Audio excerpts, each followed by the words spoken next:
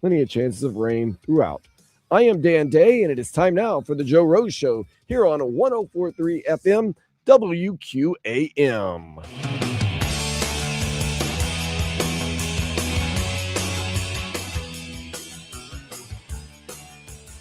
Well, we say happy Thursday morning to everybody out there. Always say, hey, man, for everybody up early in the morning, thank you so much. We always love having you with us. And try to do the best we can, man, with a lot of football. And it is football season, no question about it. Today's finally here. Giants in town to take on the Dolphins.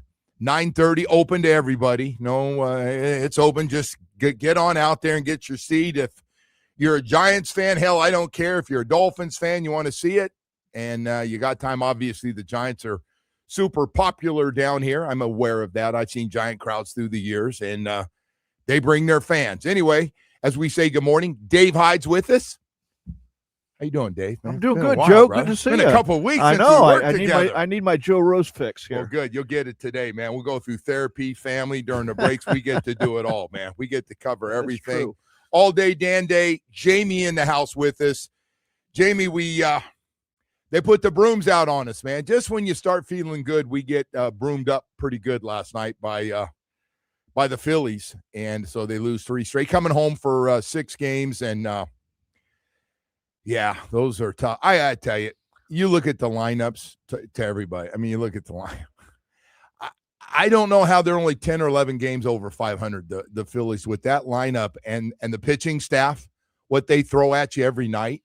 I know the bullpen, I guess, and relief pitching's a little shaky, but my God, man, you look at that everyday lineup, and they add a guy that I'm a big fan of, and everybody gets rid of, and I do not understand it, except he doesn't hit 50 home runs and hit 240. Luis Ariz is on my team every day of the week. He is such an old-school Rod Carew player. Makes contact. He hit a home run against him last night. And I saw he has 6 home runs on the year. He's obviously trying to adjust his game. Yeah. Against Alcantara, too, but he got it all. He didn't hit a lot of them, but he got one last night to right center. He did. That was a bad series for the Marlins, no matter how you cut it up. You know, well, it's head-to-head. And they're one of the teams that are, they've been up and down. They've had their problems, and then all of a sudden, where they won 6 or 7 in a row now. They've gotten rolling. But I look at that lineup, it doesn't let up. You look at 7, 8, 9, and you go, oh man, those guys, those are good play. Oh, those are good hitters. Oh, they got a couple guys having off seasons, but have obviously done a really good job. But I love Luis Ariz everywhere he goes, and the Giants got rid of him. We got rid of him. Minnesota got rid of him. Everybody gets rid of him, and all he does is hit. He doesn't hit for power. So his salary, he doesn't make a lot of money for a guy that's going to be close to leading the league again in batting average, and is always up there. It stings a little bit, though, to see him hit the home run. That kind of puts the fork in your season. That really did, didn't it? You came into it, what were they, 2 games out, and you thought, hey, you win the series, you're 1 game out, and now they're 5 games out. It was a perfect swing series right there. Yeah. Would have went either way, and the Marlins, kind of laid down. And it's the first game was infuriating because the umpiring. Oh, that was a brutal call. It just made you sit there thinking, how does that happen? How does that happen in the major leagues? This is like a first. They have umpires down the lines for a reason, and the guy's right there on top of it, and he missed it. And it wasn't like, I mean, he just brutally. That's how you get like suspended, or you take a week off, and it's like his mind was elsewhere. It wasn't on the game to make that call. And then the judgment call, not letting the third run with Otto Lopez running from first base, scores easily with that ball stuck in the corner. And then the Marlins had a base running. Which one? Every game. I'm not saying error. Look, they lead the league in stolen third bases. They're second in the league in stolen bases as part of their makeup to be aggressive. But part of that also, the cost is being thrown out at times. And those were costly, second base. They got thrown out in a on big a cutoff, inning. man. And can't have that. Third base, it seemed like In the past week, they've got thrown out a couple times at third base that were costly. So. And you're slow. Yeah. But there's fundamental things, and they're not going to change. I don't care what new technology they're not going to change by just saying we're being aggressive and that's the way because we're going to get our share and we're going to force runs on people and we're going to stay aggressive. And I'm like, no, but there's stupidity too. There's stupidity because a lot of these things are happening when you have a chance for big innings. And instead, you run yourself right out of those big innings, and people, well, you had to do that. Well, why? You don't trust the next guy at bat to maybe hit it in instead of trying to get one more base and get closer to runners in scoring position where, I don't like it, man. I don't like it. They've had some stupid plays getting thrown out at third. I don't care what anybody says to end the game. I hated it a couple weeks ago. I hated it. Yeah, that's ball game. You learn that in Little League. Don't get thrown out. Don't make the third out at third base or second out. You know who else was fired up by this? Funny, O.J. McDuffie yesterday, who was a great baseball player as well as a first round and really good wide receiver for the Miami Dolphins for a long time. I mean, he was special, but he was one of those guys played every sport. I call O.J. one of the last of the guy that was really good at every sport. Growing up, played all of them. And he was nuts too, man. He watches baseball, and he was texting me yesterday, stupid, and ground ball to shortstop. You're not very fast, and you decide when you don't have to run, you could have stayed and see it hit. You run back to second base. There's no force outs, and he gets thrown out at third. He looked like he's running nothing against Charles Johnson, but Charles Johnson speed. Yeah. CJ, I love you, and I didn't take that the wrong way because CJ is a hell of a player. But, man, that was brutal. Anyway, we happened that it affects us a little bit down here. They're just big stories. College football, you can't make this up. You can't make this up. So I see it happening in basketball where guys are saying they're coming back for another year and people are getting mad. G leaguers are coming back. They can make a lot more money by going back and playing college basketball now because guys are getting paid $3, $4, $5 million to play college basketball. Get your, and so guys are doing it and getting older. And meanwhile, they're trying like hell, led by Nick Saban and that group, and trying to get in front of Congress and the Republicans and the Democrats. And we need to get our sport back. It's out of control. What the hell happened? And the NCAA just continues. Well, they got kicked again by another judge. Another judge just kicked him right in the ass from Louisiana and said, oh, so we got this 5-for-5 program now? You get to play 5 years and you can play 5 years of, well, some of these guys that are in camp, and we had one of them, Anthony Hankerson, the running back that we just released. He's one of the guys put his name on. I think there are like 16 players that put their name on this thing that asked for eligibility to go back to college if they didn't make an NFL team. So as they're getting cut, they're going, okay, I was really good in college, and I don't want to get bounced around. This is going to be, bouncing practice squad, and maybe somebody picks me up. Maybe they don't. I like to go back to college. I can make a lot more money. So it got approved. Just when you think there's nothing else can happen, right? We've seen guys gambling. We've seen all kinds of things. Oh, I didn't play enough game. I barely played 1 year. Okay, you can have another year back. So Ole Miss quarterback he's eligible to go back. And anybody that goes against the NCAA is winning right now. Anything. And there's nothing college sports can do about it. And the NCAA, more importantly, can do about it. So we got 16 guys. I think it's 16 are now eligible as they're getting cut from camps. Mostly, I think all, if I'm not mistaken, rookie free agents. So they can get big money to sign with these teams. And as I said, Anthony Hankerson, who went to St. Thomas Aquinas, is one of those guys. 2 years at Colorado, 2 years at Oregon State. And he goes, hey, I got another year left. So he just signed with Seattle. But I got news for you. If Seattle lets him go in the next few days, he's coming back. Somebody need a running back out there, paying a little bit of money. I'm in. How many of those guys I saw I look at the venue is court in Louisiana. Yeah. how many of those guys would be signing with Louisiana? Oh. And does the court being in Louisiana affect, look, Yeah. LSU and all Maybe that? one. Maybe one, just one. I was trying to read that story, and I think I saw one guy played for him last year, but I got to tell you, Lane Kiffin's loaded that thing up pretty good. Oh, he's they got real good team. Yeah, they went hard in the portal. They had a lot of money, and they went went hard. They're looking for not only paying your coach a lot of money and the coaching staff, but LSU desperately wants to be Joe Burrow good again.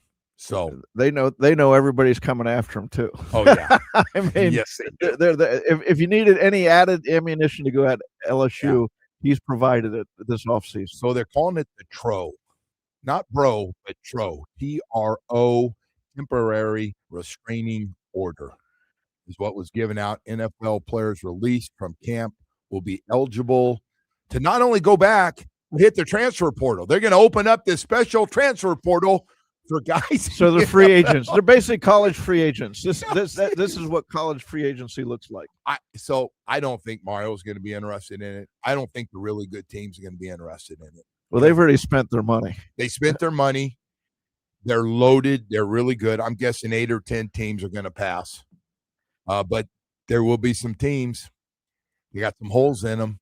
Now, they may not have a lot of money, but these guys want to play, number one. But when I say a lot of money, if these guys were all good players, I saw some of them were Ole Miss players that started for them last year. Ole Miss had a hell of a team. There'll be some – they got a lot of experience coming off in NFL camps. A lot of positive to doing it. But what this is like is the NFL just went through this. Look at the last few days. Cowboys signed Von Miller.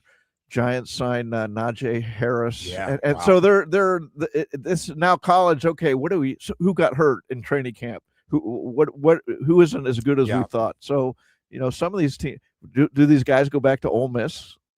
A lot of the staff remained at Ole Miss. I'm guessing they do. I'm guessing if it's the right amount of money, Ole Miss, and I'm guessing coaches and ADs already got together and said, hey, we got a couple guys that look like they're going to call us to come back and play. We got a good team. We get a couple guys. They didn't get drafted. A lot of guys are really good college football players don't get drafted. And get some guys back, add some depth to your team, and go from there. Anyway, yeah, the old 5 for 5 hit them right in the ass, man. 5 for 5. No, when I was thinking 5 for 5, I was not thinking about guys going back to the NFL, going through a training camp, and then going, okay, I got cut not once. Somebody picked me. I got cut again. I'm going back. What are you paying this time around? And so we'll keep an eye on that one. But I just thought, what a crazy story. Remember, everybody was going nuts when we had the basketball player go back. I think it was Alabama, went back to college, and everybody was complaining. The guy's been playing professionally. He was a G leaguer. He was even up on the NBA team for a 10-day contract. Boy, it's all swung, hasn't it, in the last year or two, where all the benefits go to the players now. I mean, college sports did this to themselves. Yes, I agree with everybody. I agree. They were living on student athletes enough, and money was coming in. The sport got more popular, and now the Nick Sabans of the world could have made the transition a lot better if they'd come up with nice rules to put in place that players are going to get paid, but it's going to be in this manner. Instead, it was a jailbreak. Yeah. And right. So they thought that under that table cash coming in and out was going to work, which you've heard the stories through the years. I could get into them, but I want to. Well, it did work in the SEC for decades, didn't it? Listen, man, we had Auburn down here. And Auburn's deal with Dillard High School, and Dillard. Remember the Dillard 4 and Dillard 5? And they're all going to Dillard, and nobody else had a chance. And everybody's going, man, there's just something that's just shady. And then we had LSU come down here and steal a couple guys last second. And Miami, who had their own problems. By the way, that bum that's supposed to be doing 20 years is out and doing a podcast now. What a jack off. What a great jack off. I don't know how I got to that. I saw. Wait a second. If he was in today's world, people would be celebrating that level. Hey, isn't that great? He's giving money to players, right? It's just, what era were you giving money to players? But you know what? Right? He was truly a D-bag when he was out there and throwing his punches around. He was and throwing his money around. And it wasn't his money. It was all part of a scam to start with. Well, that is true, right? Yeah. That's part of why he went to There jail. are people that that had retirement money that's, Yeah. They don't have it anymore. So, and he's back on the U thing. And by the way, I'm a little disappointed to see former UM guys going on his show. Is like, really?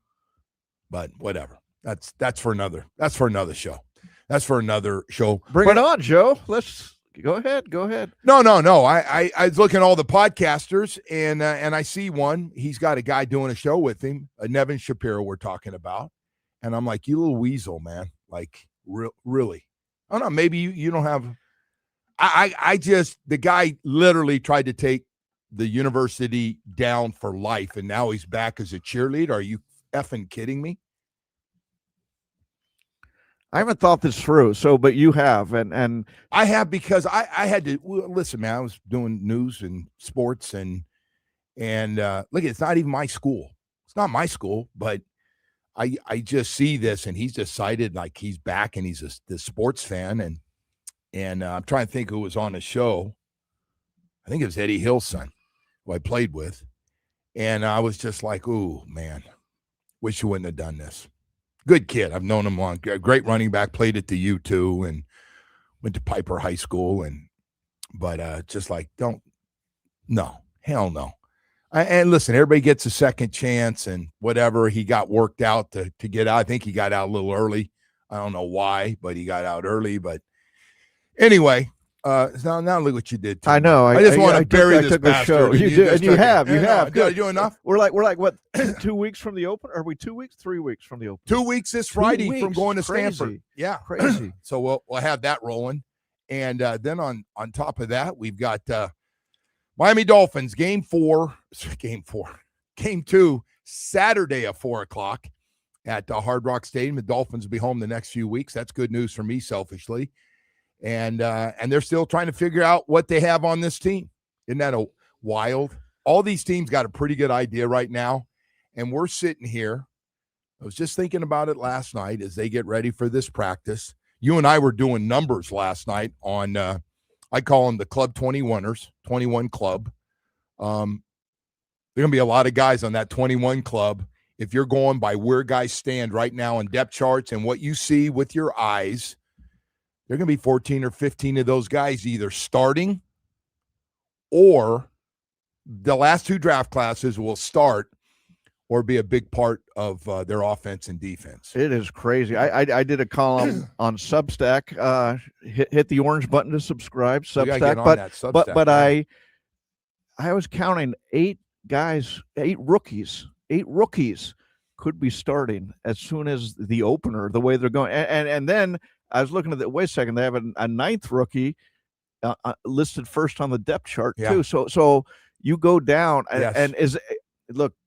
That says something about the draft class, but is it a good thing? Is it a good thing to start that many rookies? Well, there's going to be growing pains with them. Oh boy! And then you're going to have moments where you watch them play this year. This just being a rookie at one point myself, and I can't imagine playing a bunch of me's.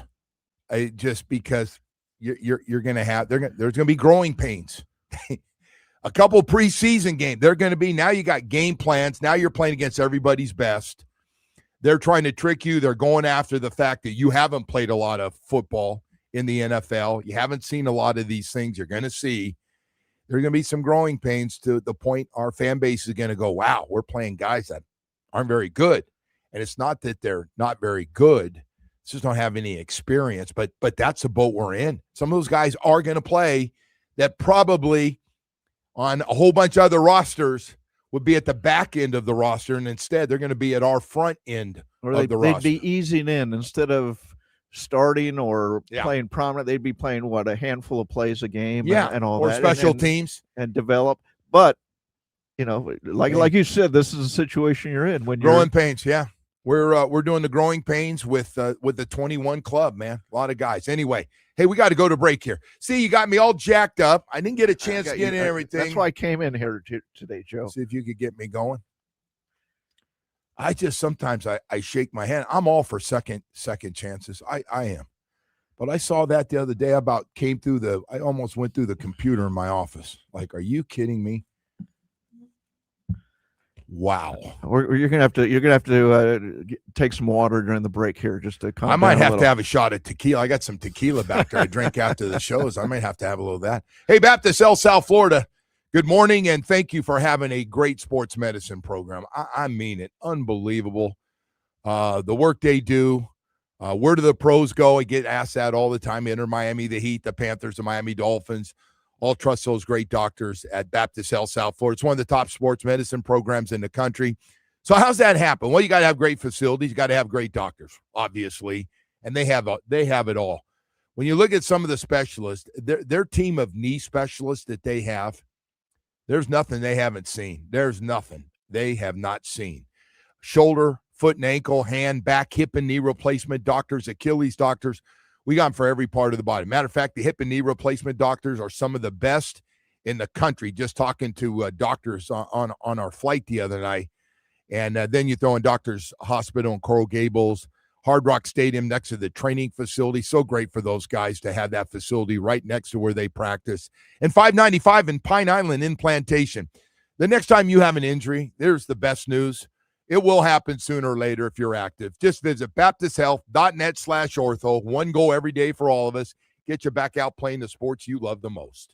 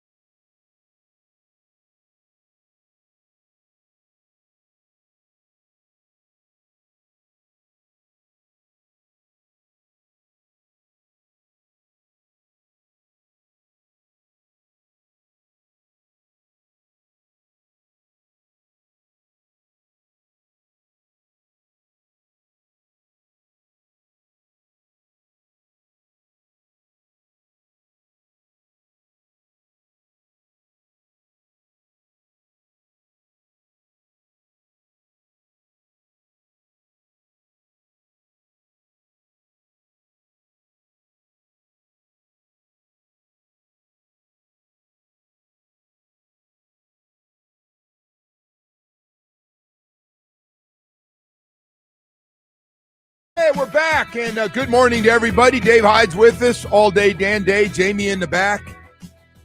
Woody, I got to call him out. He's on the Sausage Fest. And that same 10 buddies of his are catching a plane this morning. They go different places for their fantasy football draft. Oh, my son does that, where they go and they do they get matching shirts? They got this guy gets some matching shirts. Oh no! Can you imagine these 10 guys? They're going to Toronto this time. They went. I want to say Vegas, Montreal. Are they going to Montreal or Montreal? Well, they went to Vegas last year. Can you imagine these 10 sausage heads all walking in together? Imagine getting on a magic plane. Shirts with the same friggin' shirt on and saying why you're there, promoting it. Half of me appreciates that you're calling yourself out for being a nerd, right? I get it. You're like, hey, we're gonna have fun with this. The other half is, if I was on that plane, I think, oh God, we've all been on that. We're the family reunion. We're part of the Smith family reunion, and there's like 34 people. You know, it's like that. Yeah, but at least there's some women involved with that. Yeah, all true. dudes. So Woody's first response, I loved it yesterday. So he go, I gotta go, and one of my buddies wanted to do it in Canada, and I go, like, I'm thinking, what'd your wife say? You got 2 little kids? Like, no, she's cool, you know. And they went to Italy and did the whole trip, and I go, oh, okay, and he goes, yeah, it's I said, so how many guys are married to the group? He says 8 to 10, and the other 2, we're good. There's nothing. We're just going. They're just going up there to have this draft and I'm thinking, wow.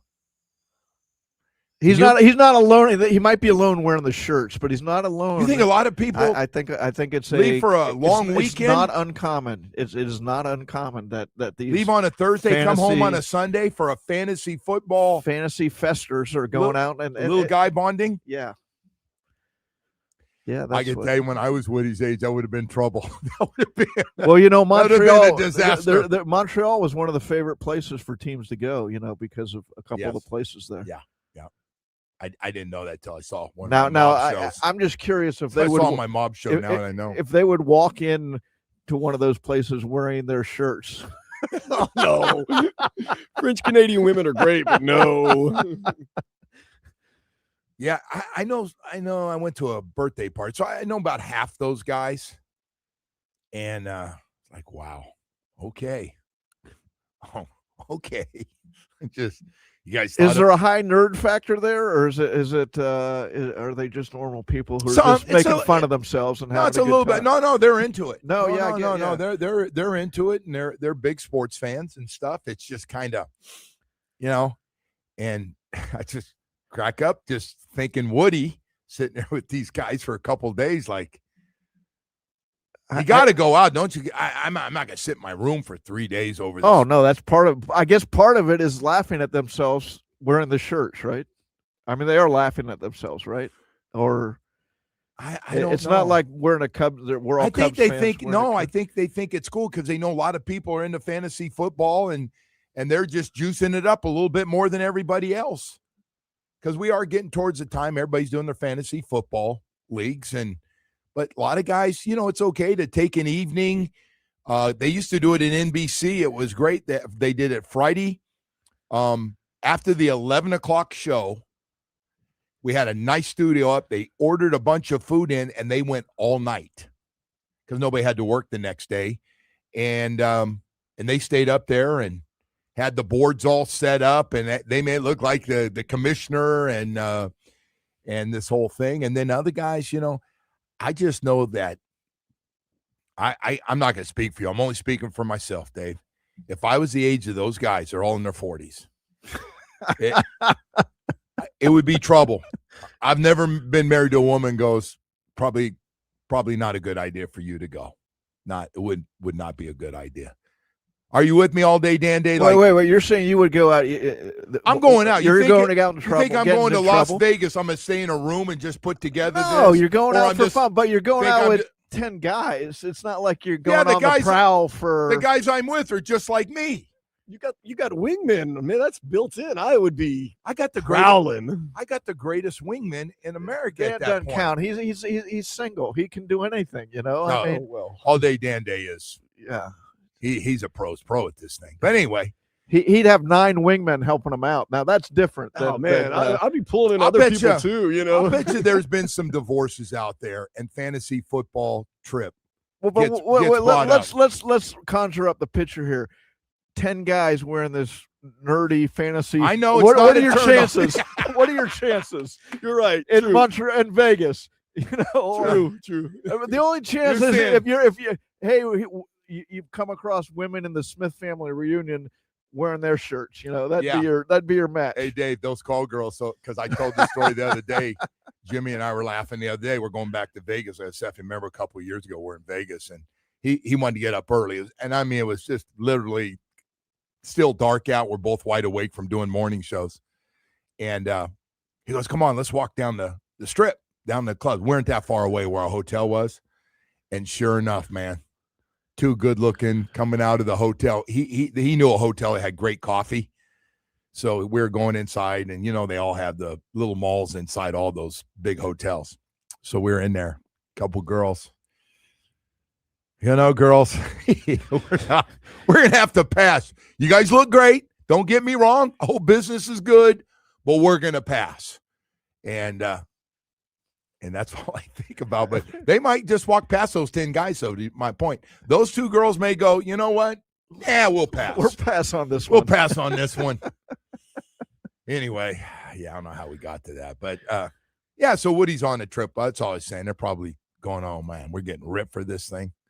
Well, I hope his draft goes well because he's going to be ripped for it for a while here, right? We're in the shirt thing is the one I don't understand. You know, and the other one is there something wrong with just like going around South Florida somewhere? We got great places. Like, we don't need to leave here. You can go to the West Coast. You can go. You're making an down event. south. Though. Just go to Duffy's. I mean, Go to Duffy's. But look at like the All day NFL. Dan says, just go to Duffy. The NFL has their draft in different cities every year, so Yeah. Woody's fantasy Yeah, team that's a has good their, point. their Good draft point. in different. Good cities. job, Dave, covering for Woody today. We're I coming like to that. Montreal this year. Oh, man. All right. So sorry about that. I got carried away with Woody and his 9 buddies all putting those shirts on this morning and all leaving, proudly getting on that airplane. do they share a room? Like, how many guys in I a don't room? know. I'm sure they're Airbnb. You're going to be a little right? cuddling, a couple of those guys doubling up in a bed. Double You're a up in a bad bed? man all day, Dan Day. You're a bad, bad man. All right. Hey, listen, we've got some other news.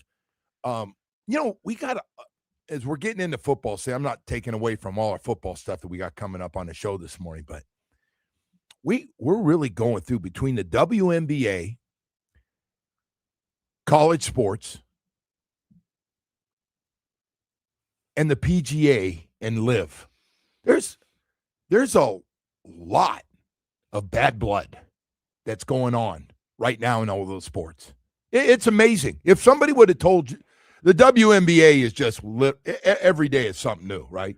Maybe it's good for business, by the way. I'm not so sure because I hear all these guys bitching about, you know, the white, the black, the other team, girls, and you know the whole deal without me getting in. It is good for business. I was. You think it is good? I was playing pickleball. I know this is another pet peeve, but I was playing fine. That's pickleball good. last Saturday, and here are these 2 old guys. We're sitting at a break, and they say, "Hey, did you watch Caitlin last night?" Oh, she's got. And I was like, "What? I've never heard this conversation." These 2 old guys went back and forth, But that's about that's part of the problem with the rest of the league. There is so much jealousy, no matter what anybody wants to say. Yes, I agree. There is so much jealousy, and all she has done, she's had the Tiger factor. When Tiger got real good, NBC, CBS, ESPN started paying. Fox even jumped in. They wanted a piece of the Tiger events because of the ratings. You saw it down here at Doral. You saw when he went down there. Did you see the crowds? You saw the crowd last year, and you've seen the crowds when Tiger and Phil are playing in that final grouping.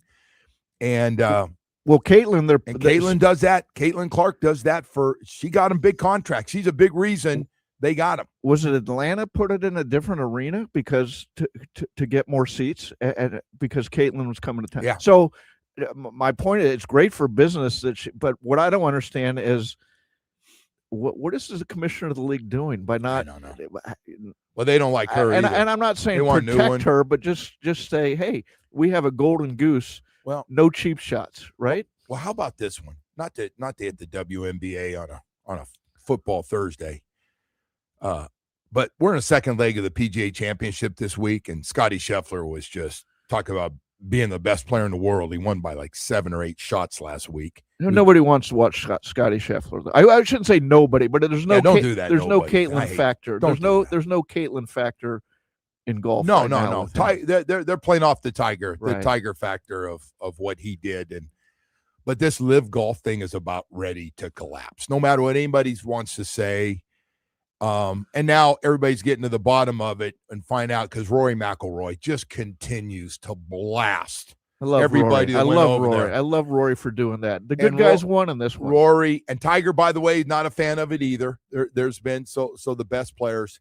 Meanwhile, the other side of this is John Rahm made 300. Those guys to go over, they got anywhere from 100 million to 300 million without breaking down what all the guys got. Dustin Johnson and Koepka and Patrick. They all got, all the guys that were good players on the PGA Tour, really good players, all got big money to leave. Big signing bonuses and big guarantees throughout. Now, it looks like John Rahm's about ready to jump over. They're going to pay fines, which, by the way, everybody's making a big deal about John Rahm paying $25 million to get back on the tour. Again, he's collected a couple $100 million. Yeah, that $200 to $300 million. So, he got that money. Yeah. So he's fine. And listen, it didn't do anything. It had $5 billion behind it, Saudi money behind it. And Rory just, again, he took a shot at him again yesterday. And they were asking, how do you feel about all these guys coming back and they could have the impact having all their best players? And he goes, I don't know. They all played together. What kind of value they have for the live? They didn't do anything. They didn't move the dial. And I took that. Listen, he is clearly not a fan of a couple of guys on that tour, including Bryson DeChambeau. Cannot stand him. We got to go to break here. Anyway, I'm running super late. Sorry about that. Good God almighty. Hey, let's go to break here. But before we do, I do want to tell you about Chill Zone Air Conditioning. President Melissa De Verona, thank you so much. Family owned and operated, and taking all your calls is the president, Melissa De Verona. That's what I'm talking about. She talks a couple of things. Came in and said, Joe, it's about being on time. When we tell you we're going to be there, we want to let you know. And if we are going to be late, we call you right away so we don't hold you up. It's about making sure we have knowledgeable people coming out that know how to put in a new air conditioning unit, know how to fix the one you have, or just duct cleaning, anything. Hey, man, knowledge on every one of those trucks and lots of experience is what it's all about at Chill Zone Air Conditioning, with great communication to know so you don't waste another day waiting for an air conditioning company that comes out and has no idea what they're doing. You won't have that at Chill Zone. Nope. And again, how many presidents are taking all the calls every day? Not too many. 786-378-2778. If you are not happy where you are right now, it's time to Chill Zone it. They cover all of South Florida. Chill Zone Air Conditioning. Go to chillzoneac.com and say, sweet Melissa, man, can you take care of me and get that crew out? We got an air conditioning problem.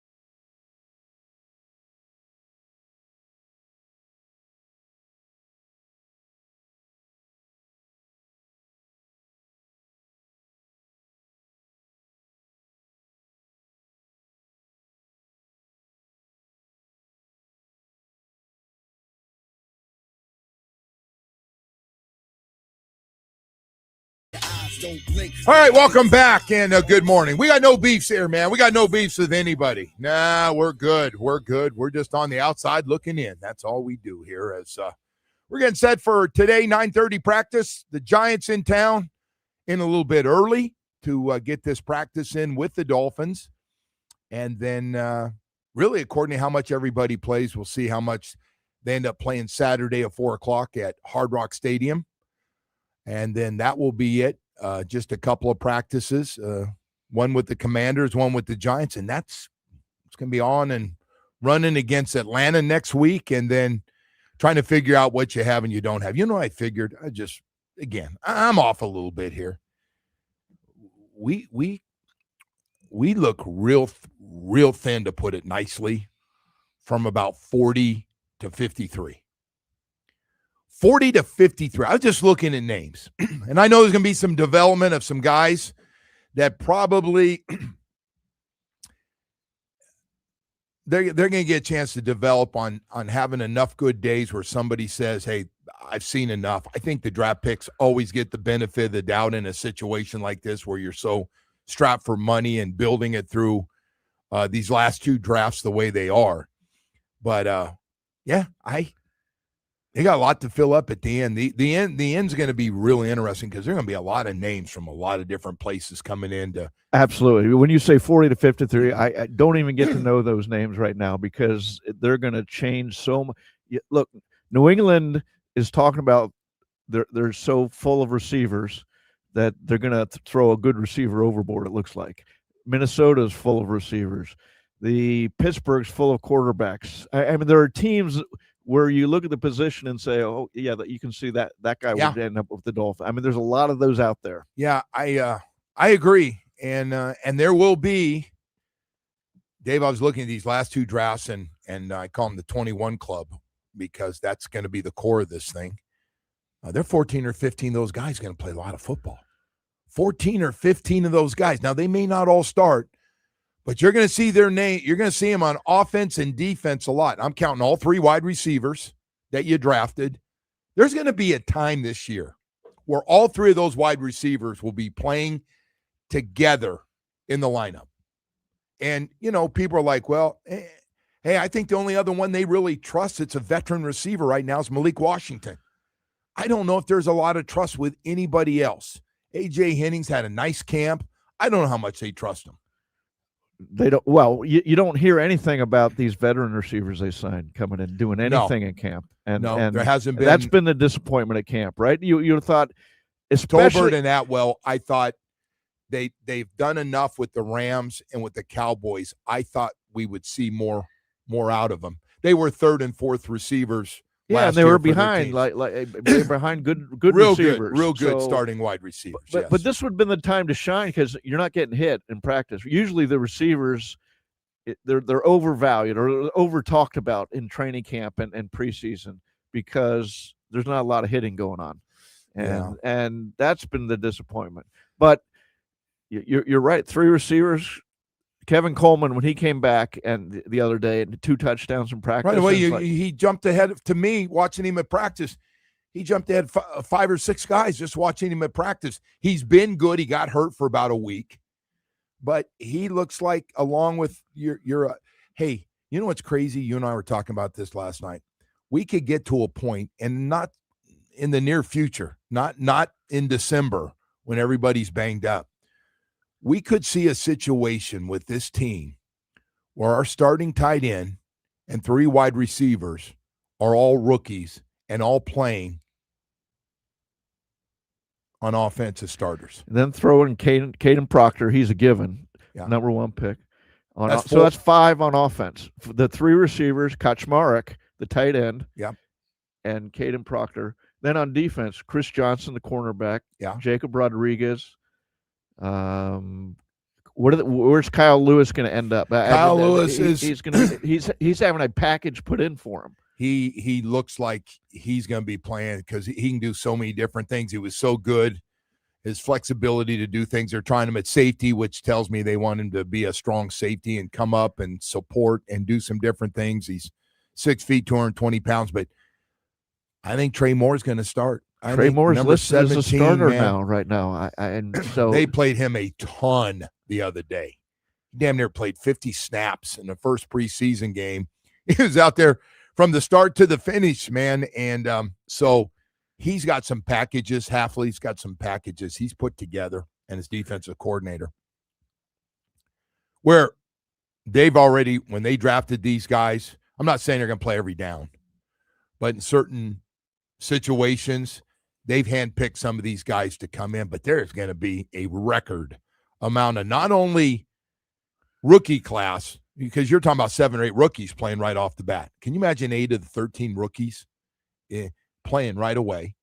Right away. That's good that they've made a splash, but it's also like, whoa, what? It tells you what's going on Well, here. there's going to be some growing pains. Yes, there's going to be some growing pains where something's going to happen, and people are going to go, "Oh, that guy, man, we overreact. Oh, he sucked." Well, he didn't suck. He just needs experience, and don't lose your confidence while you're going through it, and you'll be fine. But I think outside of Quinn Ewers, I think a lot of guys are going to play a lot of football from last year's Chris Greer's last draft. You start looking at Trader, and you look at all 3 of those defensive linemen. They're going to be your core guys. Kenneth Grant's out this week, but you look at Biggers. Jason Marshall Jr. starting. I mean, year 2, he's playing. He's going to start. Kenneth You're most likely. Jonah Jonas Savaianai is he's right stepping guard. up. By all accounts, we'll see when the season gets here. Trader, like you said, Jordan Phillips. They're all going to. Those guys are. The interesting thing to me, Joe, of this rookie class is like a guy like Lewis, Kyle Lewis. They brought in here. They had a plan for him. Okay, here's what we're going to do, because he was kind of a hybrid. And you look at Seattle, what they did with their safeties. They played 3 safeties, and a few teams are doing this. 3 safeties, and they have one guy walking back and forth. And obviously Seattle won the Super Bowl, and their defensive Mike McDonald's a defensive coach in an offensive division, and so he's come. So it seems like the Dolphins might have the same vision for a guy like Kyle Lewis, where we're walking them back and forth, and they will play depending on the formation or what we want to do. Well, he's got a lot of flexibility. He might have as much flexibility as anybody on this team on things he can do.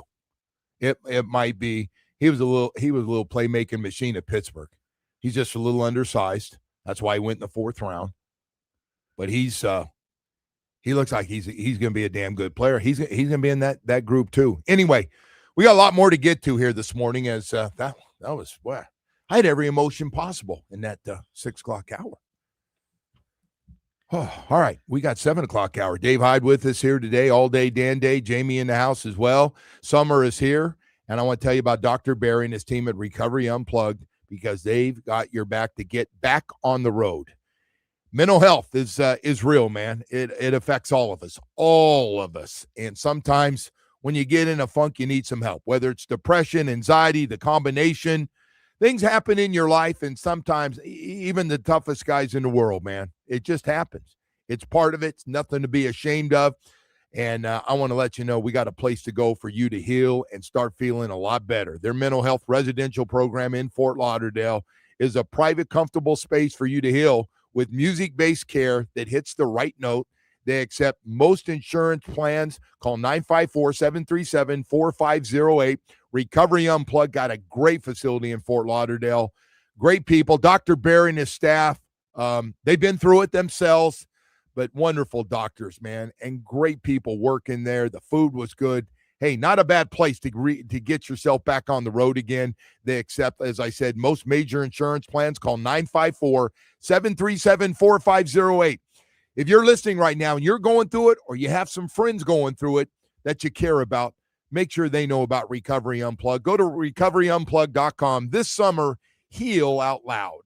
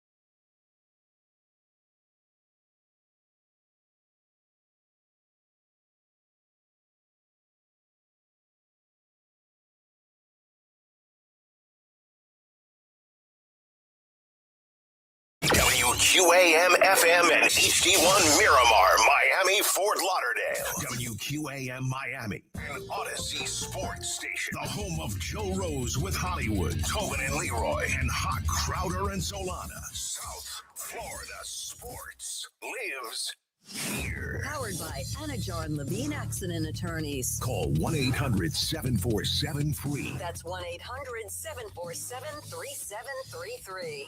In Miami, at a Domino's game, you'll always find your abuelito. And whenever you want a low price, you save with your Pricito. Save now with your Pricito at Doral Kia. The Marlins swept by the Phillies, losing 4-1 yesterday. Former Marlin Luis Arias went 2 for 4 with a home run and 2 RBIs. The Fish have the day off. They take on the Nationals tomorrow at 7:10. Dolphins and Giants have a joint practice today. They'll face each other Saturday at 4. This weather report is brought to you by Tornado Roofing and Contracting. Protect your home before the next storm. Get your free roof and window estimate, 954-968-8155. Going to be a scorcher today with temperatures in the mid-90s with a chance of rain throughout the day. I am Dan Day. Now back to the Joe Rose Show here on 104.3 FM WQAM. Oh, yeah. We did a little dancing to this in the old days. Hold on a second there. I had those tight polyester pants on. The buttons down in the front. Sideburns flowing. Out dancing by myself, and then do the little finger for the girl to come over and dance with me, and she blows me off and turns around. You got that disco ball in the – yeah, those were the days. Oh, I believe I was at September's that night I'm talking about. And I met this girl. And we really hit it off. Really hit it off. Only to find out half my teammates had been with her. And it was just, a very so excited. Big letdown. Big letdown. Anyway, hey, we say good morning. Wow.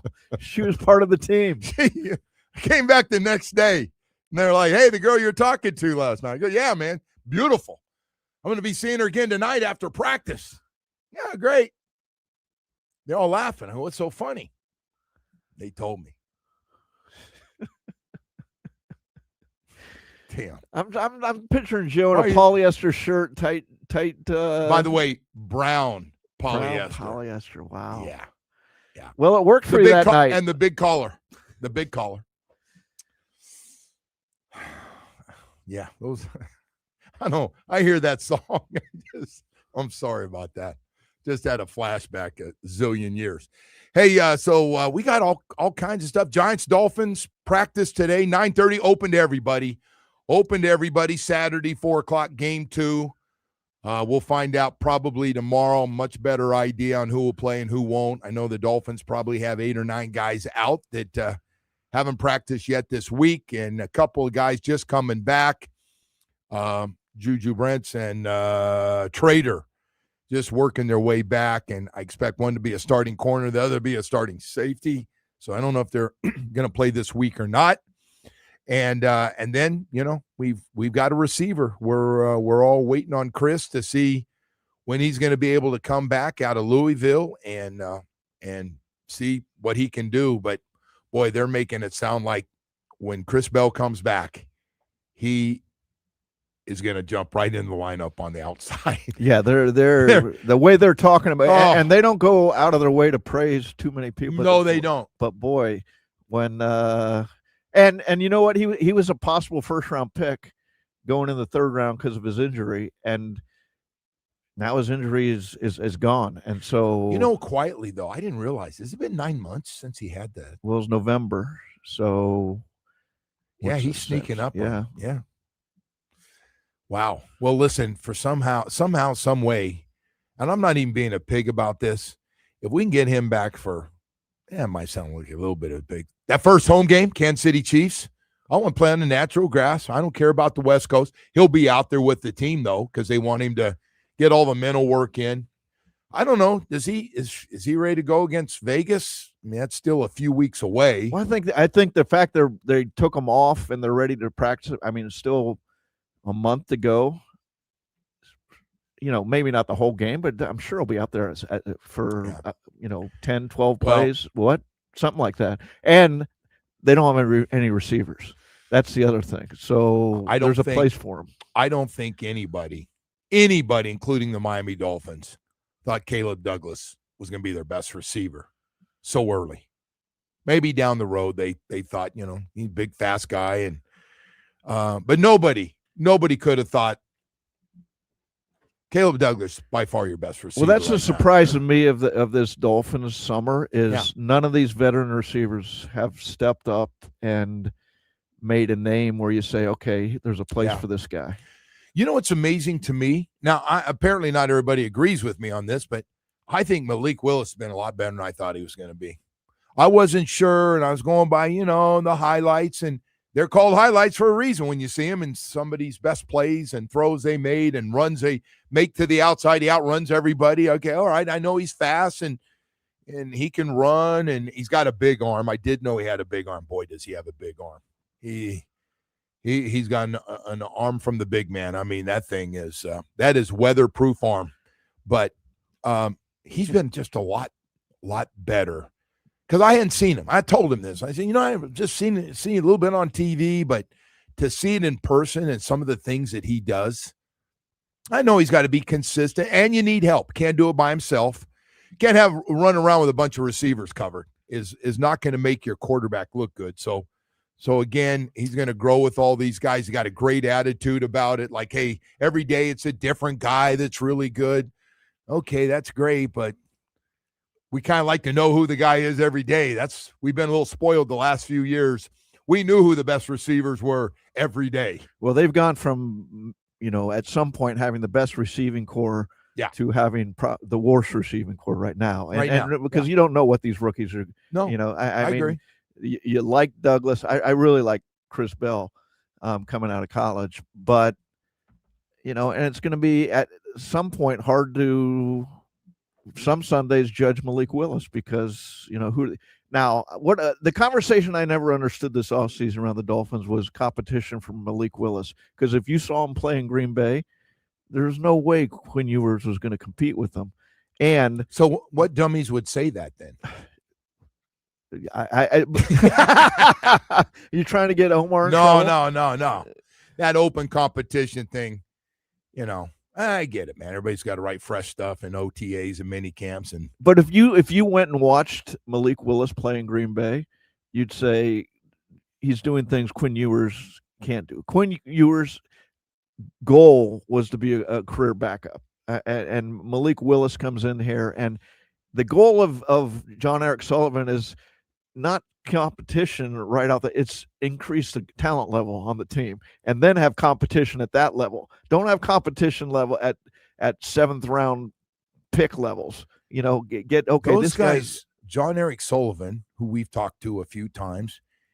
He thinks this is not just some big Band-Aid we're putting on the quarterback position. They believe Malik Willis has got a chance to be the guy. Now, again, Malik's behalf, I'm sure he'd like to have a little more around him to show everybody what I can do. But this offense isn't, if these rookie receivers are, have their what they look like. If they have their moments. This offense shouldn't be awful. I think the offensive line's better than nationally. Nationally, it's ranked 28, 29, 30th everywhere. If that starting five stays healthy, it should be better than that, much better. Yes. But Dave, all this talk goes back to one thing. It all goes back to young guys, how quickly they can develop. Yeah. I mean, when I say develop, be as good as some of the veteran players. Well, when we're sitting here talking starting five rookies on offense, you're right. I mean, there are going to be Sundays where they have rookie games. Yeah. They're going to run the wrong route, which we're not going to know. They're going to miss a blitz breakoff, which we're not going to know. And we're going to see a ball thrown, and we decide who we want to blame, because we all do that. We blame guys only to find out later. There'll be a lot of blaming of the coaches. Why don't they get that's going to happen? You know why? Because they're not going to have a good. They're not. It's just not going to be a good season from record wise, and so where does it all fall back to? Yeah. Oh well, it's got to be the coaching. Well, no, the question is how these rookies develop, how these young guys, as your club 21 develop through the season.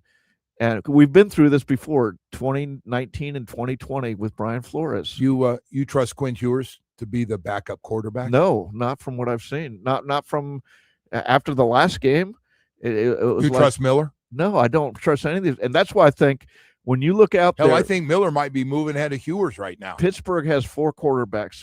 There's not they're not gonna keep 4, and you got to be at the front of the line when they're released, or you do what you did with the New England. You trade a late round draft pick. The only problem is that any of these guys that have guaranteed money, I mean, we're just not going to be interested. So stop the conversation. If a guy's coming, wants to come in, you get him on the cheap and he's an upgrade. They'd like to find a young guy that I'm guessing that they know everybody in the league. I mean, it's not like we're just paying attention. We're watching everybody else's rosters as well. But I think there's going to be another QB coming in myself from what everybody's seen. They see it a lot up. They see things we don't see, but they can't be happy. And some, honestly, the biggest thing with me with Quinn Ewers, he doesn't look like he's throwing the ball like he used to. Doesn't he? I mean, he's never had a 99-mile-an-hour fastball, but it just it came out he was hurt some, so maybe that's factored into that affected the arm. Maybe you're right. I mean, part of your strength is your lower body and how you throw it, but that was a little. The question is this: if do you care about the backup quarterbacks? This is a conversation out there. Yeah, I do. I do too, but because you got to help develop the whole team. There you still go. Need That's somebody. My thought, yeah. Can't just put some gut buddy back there, and everybody goes, "That's okay," even though we're not doing anything and we can't help anybody else get better. We're going to get that first pick in the draft. No, I want to see. If you're playing 5 rookies, I want to get those. You need to help develop. I want these that guys. tight end to get better as a pass receiver. I want all those. I want to know everything about all my skilled players. I want a quarterback's good enough to give me that look. By the way, if they're covered and you throw it, I'm not blaming. I'm trying to get everybody else. If Malik throws the ball where it's supposed to go and the guy's covered one-on-one, then that's a guy partially that's running the route. Like, your job's to get open. And now we're going to be a little more, and we should be more patient. Like we're talking about Caleb Douglas. Nobody thought he's made the biggest splash in this camp so far. Of anybody. Well, and remember, that was a pick that all the draftniks, the national draftniks, weren't a big fan of his. Why are they taking him? And I'm not a draftnik. I didn't know. I didn't know either. And I'm not Mel Kiper Jr. either.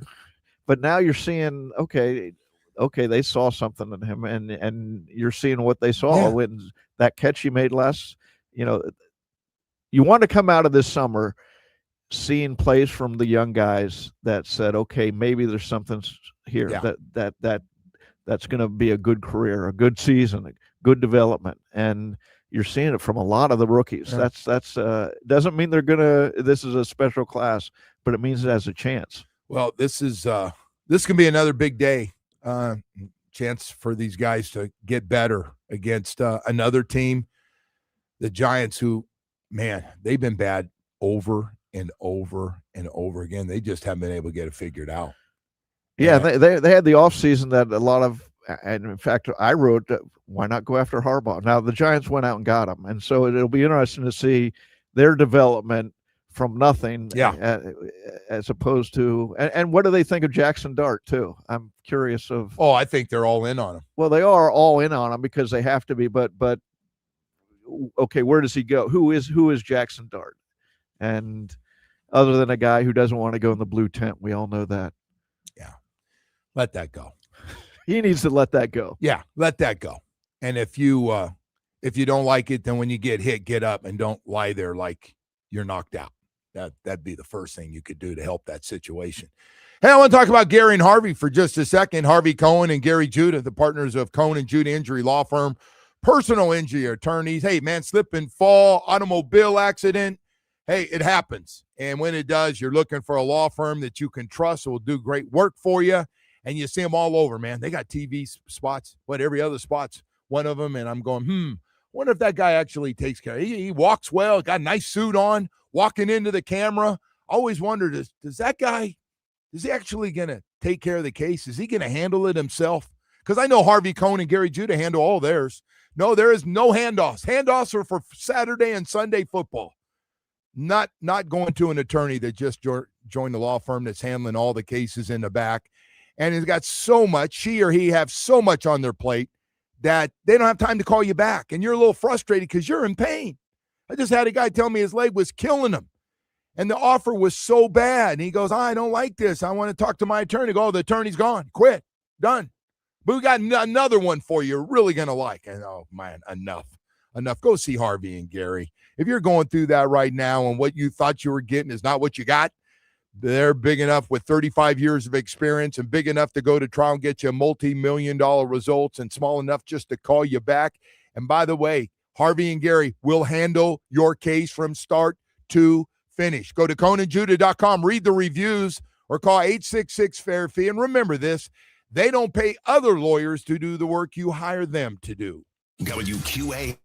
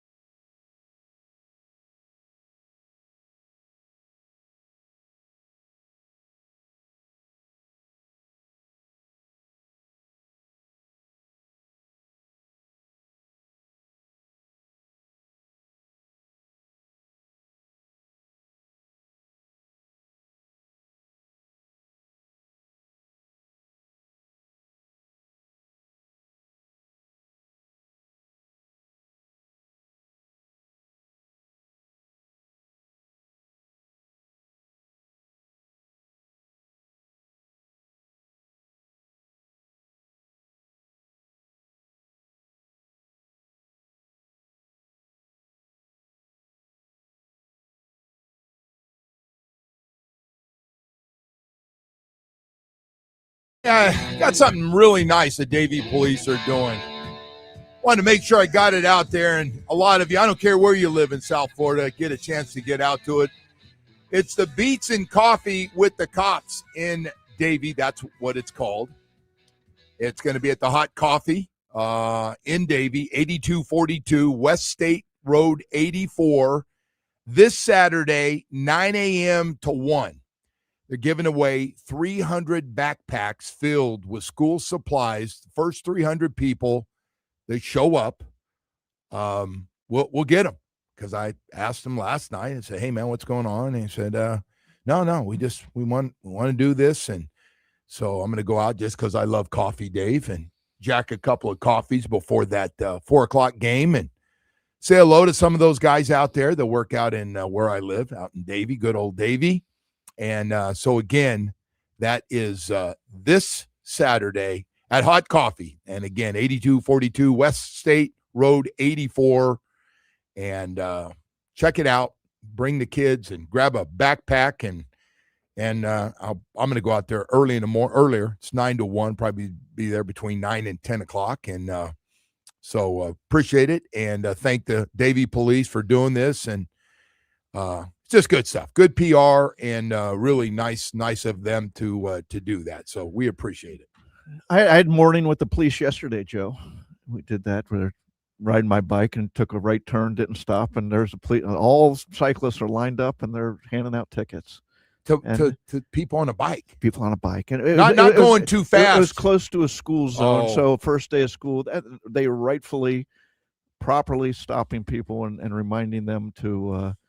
So you're just saying it was my fault. It was my fault. You're not blaming. You're one of the few that, like, he could have let me off.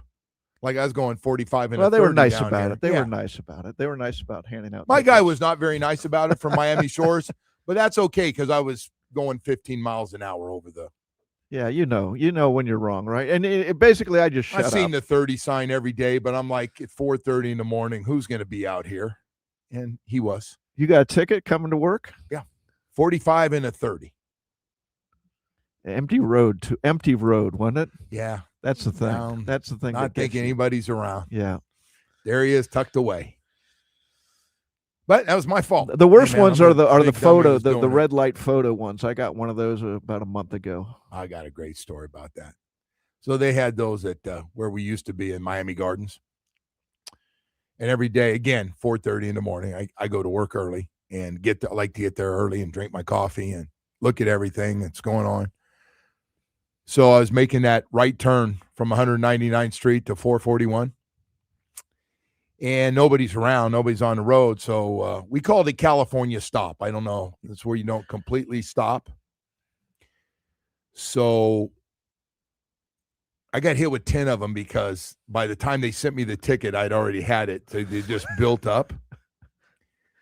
So it was a big bill. It was, I don't know what. And they have pictures where they can see where you can. There's my tag on the back. So you got 10. Did you just say, you know what, I need to go a different way, or did you just say, okay? No, I stopped. But I'll tell you what, when you pay that, you will stop. You go, okay, you're a dumbass for doing that.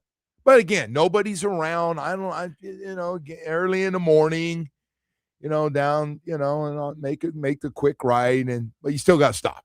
Even on the right with the red, you got to stop before completely stop. And I guess I was still rolling a little bit on all of them.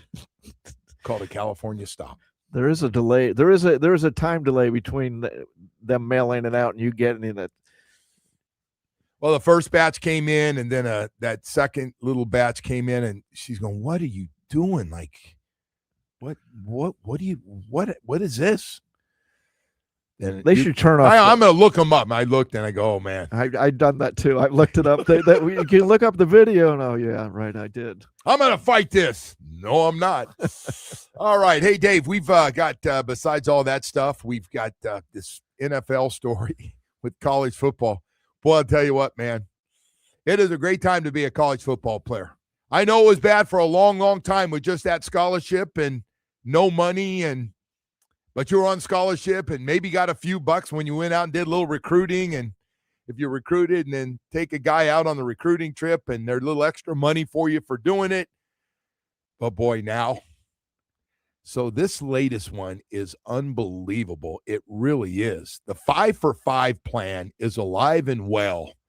We have 16 players, including one the Miami Dolphins just let go, release. I think he just got picked up by Seattle. So 16 players apparently filed this suit against the NCAA. And the judge, Louisiana judge, gave a temporary restraining order allowing players for this 5-for-5 to go back and get their 5th year. So you're going, well, wait a second. And they're in camp, though, with NFL teams. Yeah, they are. And most of them have been cut, and now they're going to be free if they're done with the football NFL thing. Once they've been cut, they're eligible to go back to college and hit the transfer portal. They're going to open the transfer portal for them, and they can go back and find a job in college football. Can you imagine going through 3 or 4 weeks of football camp and you get cut? And by the way, one of them is a guy from down here, went to St. Thomas Aquinas, Anthony Hankerson, just got released a few days ago. He just got picked up by Seattle, if I'm not mistaken. But he had 2 years at Colorado, 2 years at Oregon State, and he's in a situation now, if that doesn't work out, he's going to be allowed to go back. And maybe, hey, by the way, maybe it's not a big Division I. It can be a smaller one and go continue to carry the football. He's a running back. But there's 16 of them on this list. I think 3 or 4 of them were Ole Miss players who were a big part of their team last year. Again, undrafted rookie free agents. So, and some of them been released. What do you think of early. that, Joe? Are you in favor of that? Are you? Because what's going to happen next year is there's 16 this year. There's going to be 100 next year, right? So there's going to be guys that get released right off the bat and go, okay, I gave it my shot. I'm going back. I'll come back to the NFL next year. Try it again. Yeah. So it might, hey, again, there's another batch of guys coming out. It might be the same result where you get cut again, but keeps your career going. You're getting paid good money now. If all those guys, by the way, they're coming into camp in great shape because they've all been in the NFL camps. They have to be better. I mean, they're going against better players and practicing and everything, right? I just thought it was, the NBA went through. We're talking about G Leaguers being able to leave and go back to college. And let's be honest, college basketball players, the top ones, are making a hell of a lot more money right now than the G Leaguers. So now it's not, remember before it was like, because you couldn't get paid, I want to go to the G League because I don't want to go to school. And now probably don't have to go to school a lot. You just have to go play basketball. Let's be honest. If guys you don't hear the term academically ineligible. No, you don't. I haven't heard that for a while. No, you haven't. Now, in fairness to President of the University of Miami, I want to make sure I say this because Joe is big on student athletes because he wants that to stay around because a lot of guys at Miami are graduating. He's got some guys that came back. They already have degrees. They came back for more, and he wants them to get as much education and get their degree here. And I know it's important. And some guys it is important to. Well, look at the guy they brought in, Cooper Barkett from he started 3 years at Harvard, got his Harvard degree, went to Duke, graduate. Now he's taking a graduate class. I mean, so there are people. Yeah. Now he wants a career in finance after he's an economics major when he wants to go to Wall Street. So he's got his plan. So there are guys. If you're there's open for you to get multiple degrees at this point. I just it's really this thing is very, very interesting, but it's just you can't right now. College football and the NCAA are getting their ass kicked every time you turn around.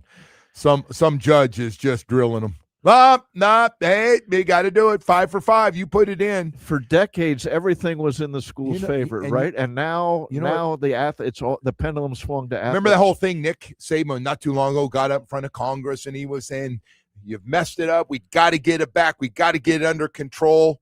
And they didn't get it done. And by the way, the Big Ten and the SEC were like, "No, we don't like it the way it is." And then they talked to them. All right, we've made some adjustments. We're good to go. They didn't get a pass. So it's going to continue. Well, the Big Ten and the SEC eventually will win. I mean, all the money, all the TV ratings, everything's in their favor to I agree. push through what they eventually want. Which is their own 50 teams, 60 teams. It sounds like it, right? And sorry to everybody else, but this is the way. And Miami's in a great position too. Yeah, they are. I mean, they played themselves onto that big stage. I'm not worried about the Big Ten and SEC. What does happen to the Big 12 and what happens to the ACC down the road? ACC's under contract forever. I don't know how that changes if this thing starts to blow up, though. But anyway, we got to go to break here. We got a lot more stuff to get to. If you're going out there, get there a little bit early. Might be some Giants fans with Dolphin fans today going to that practice at 9:30 this morning. And kind of curious. I always like to see all the new quarterbacks, how they throw it.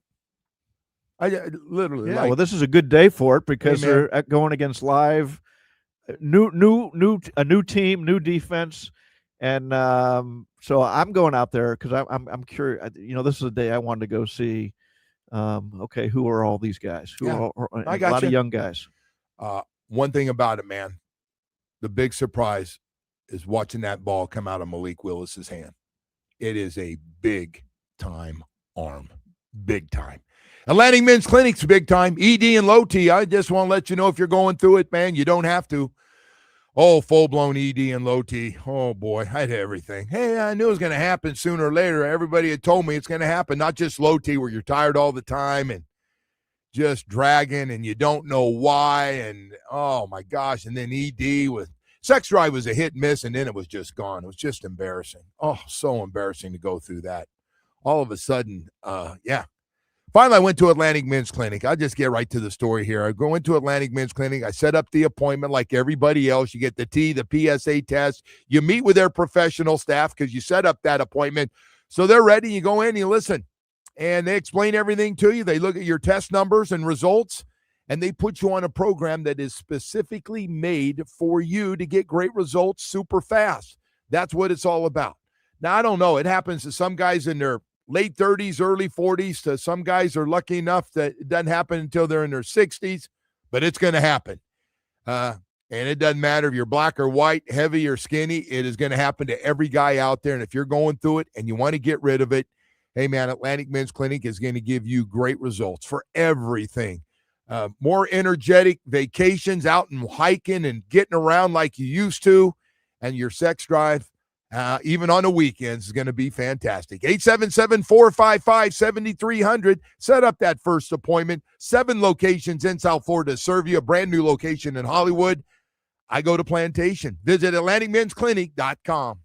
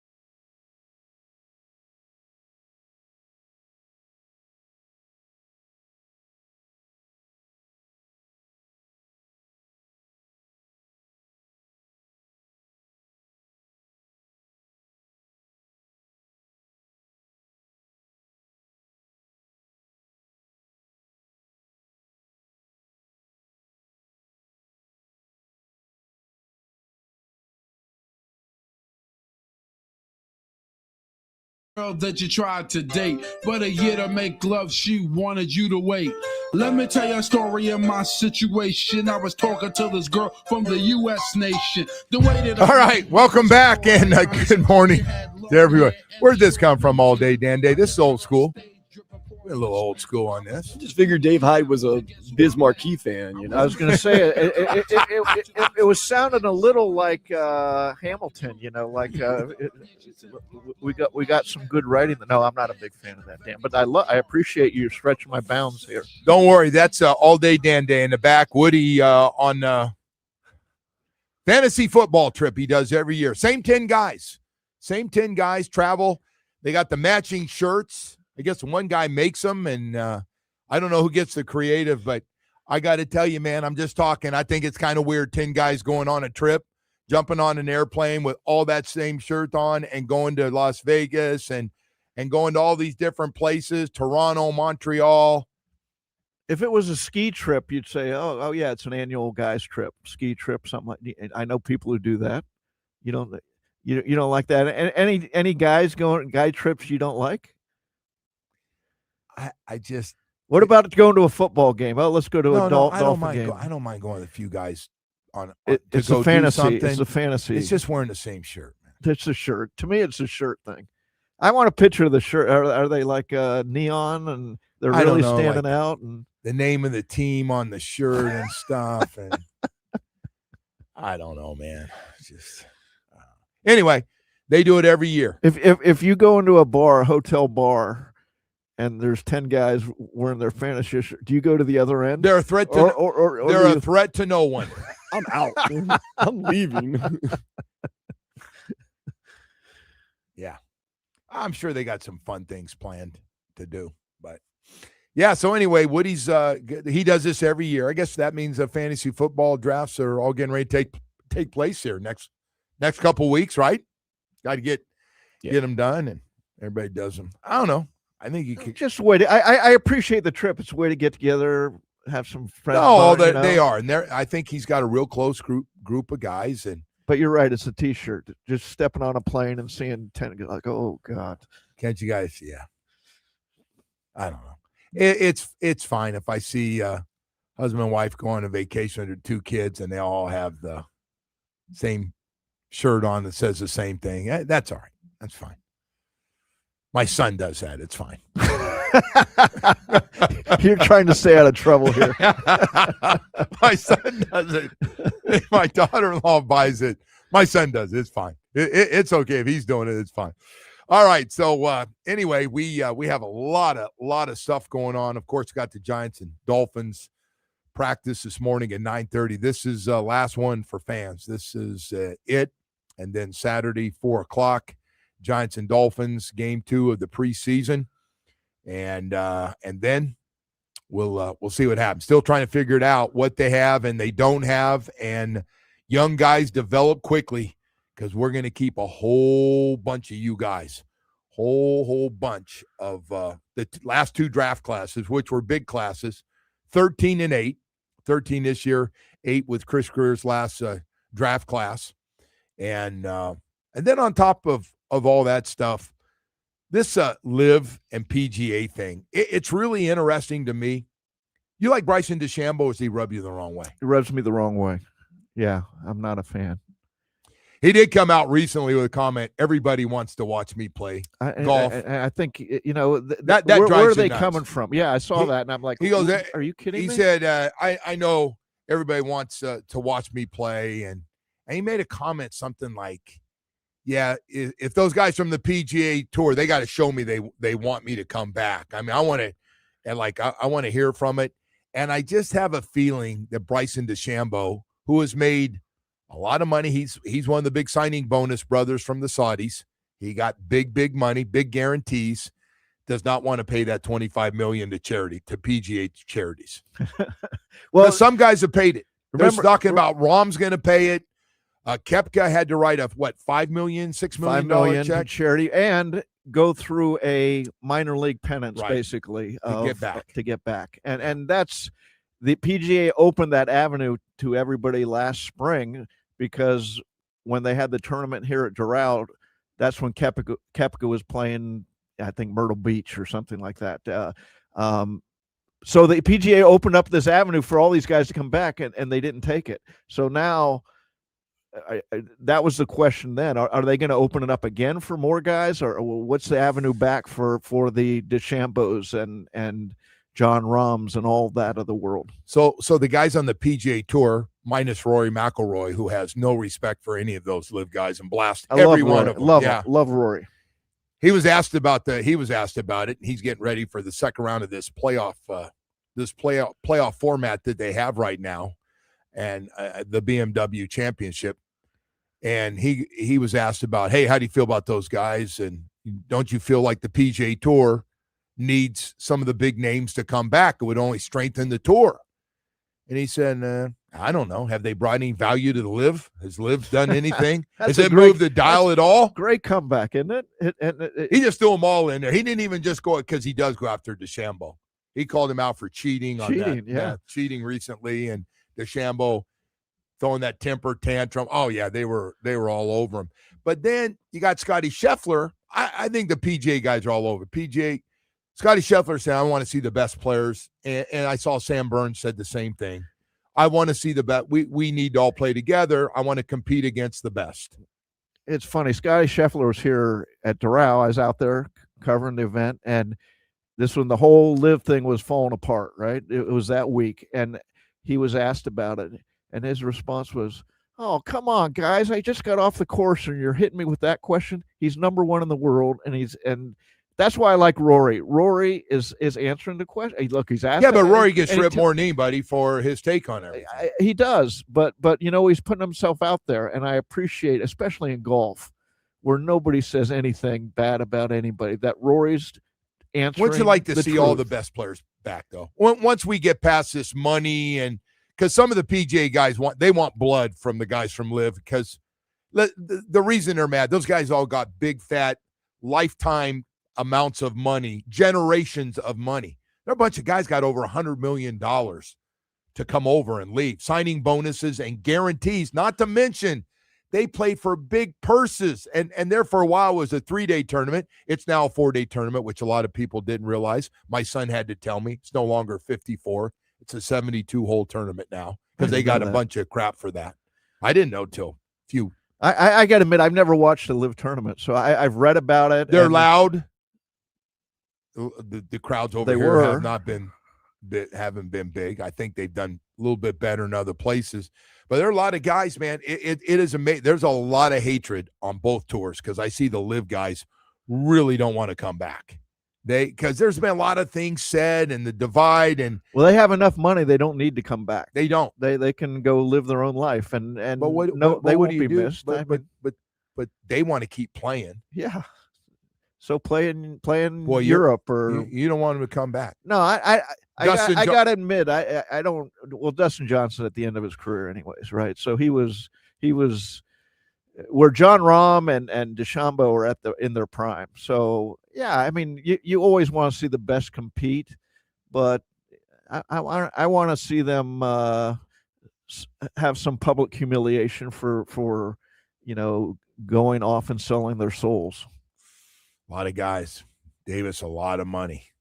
A lot of people are taking that Saudi money. A lot of different industries. There's a lot of people taking a lot of money from those Saudis. They put in $5 or $6 billion into that Live thing that just never made a dent in this country. Never made a dent.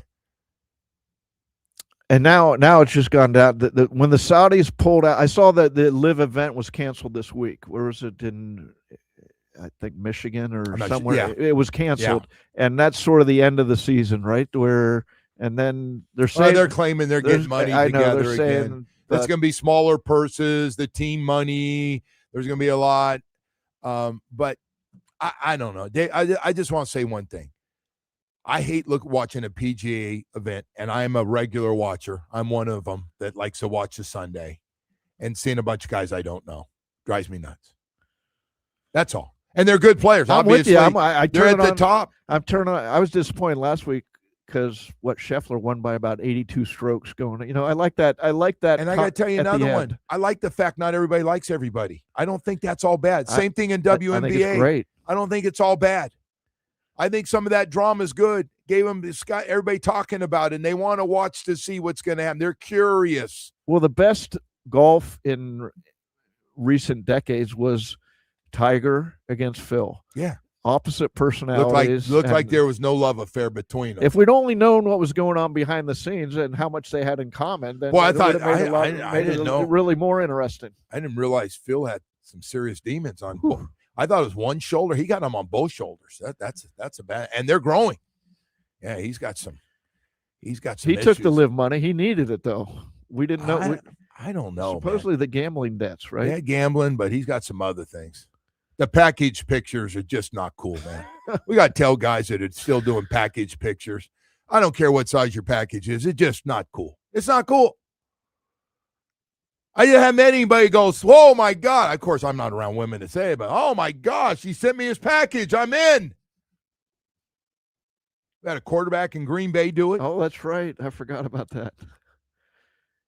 And apparently Phil tried it. Guy went to the bathroom, his buddy.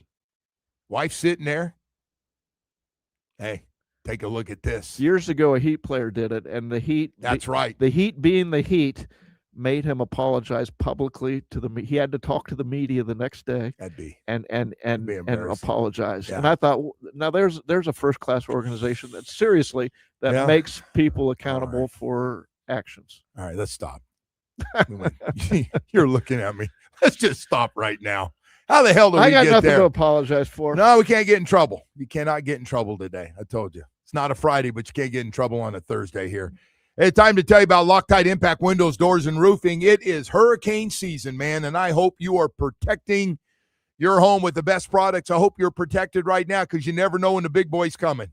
Category 1, 2, 3, 4. Hopefully we don't see any of them, especially a 5. But I want to let you know, if you've been thinking about it and we still got a long ways to go, they've got windows, hurricane category 5 rated. Loctite Impact provides 100% financing with 0 down, no interest, no payments for 1 year. You got an old leaky roof, replace your old roof now. You can pay later. And if you're not ready to do your roof, we can still patch it up for you. They got 24/7 roofing repairs. Best part, Impact Windows as low as $6 per month per window installed. Don't wait for the next storm. Get the deal of a lifetime today and keep your home protected. Whether you're in Dade, Broward, or Palm Beach, it doesn't matter. Loctite is ready to take good care of you. Call them at 954-500-LOCK. They got a nice staff in there. They'll answer all your questions and get the process started. Or go to LoctiteImpact.com.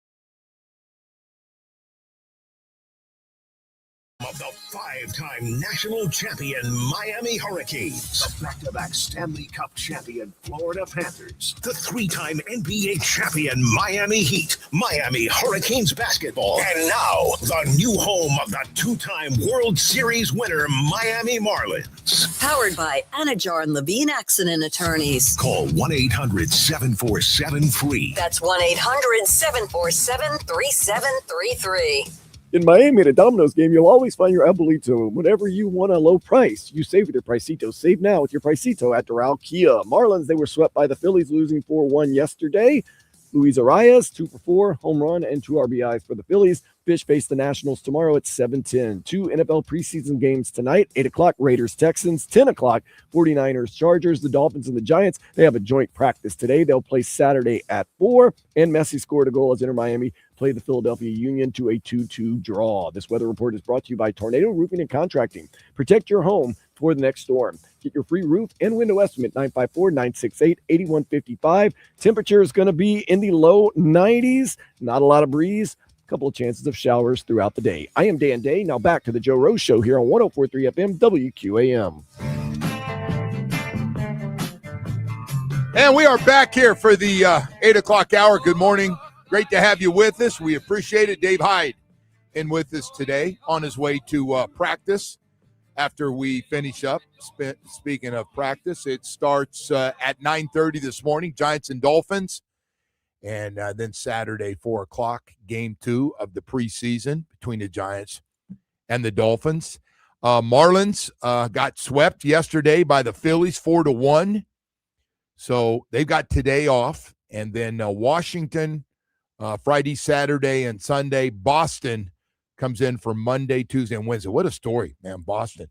They're way out of it, and then all of a sudden had like the hottest friggin' month and a half you could have. They won 15 in a row, and now they're the hottest team.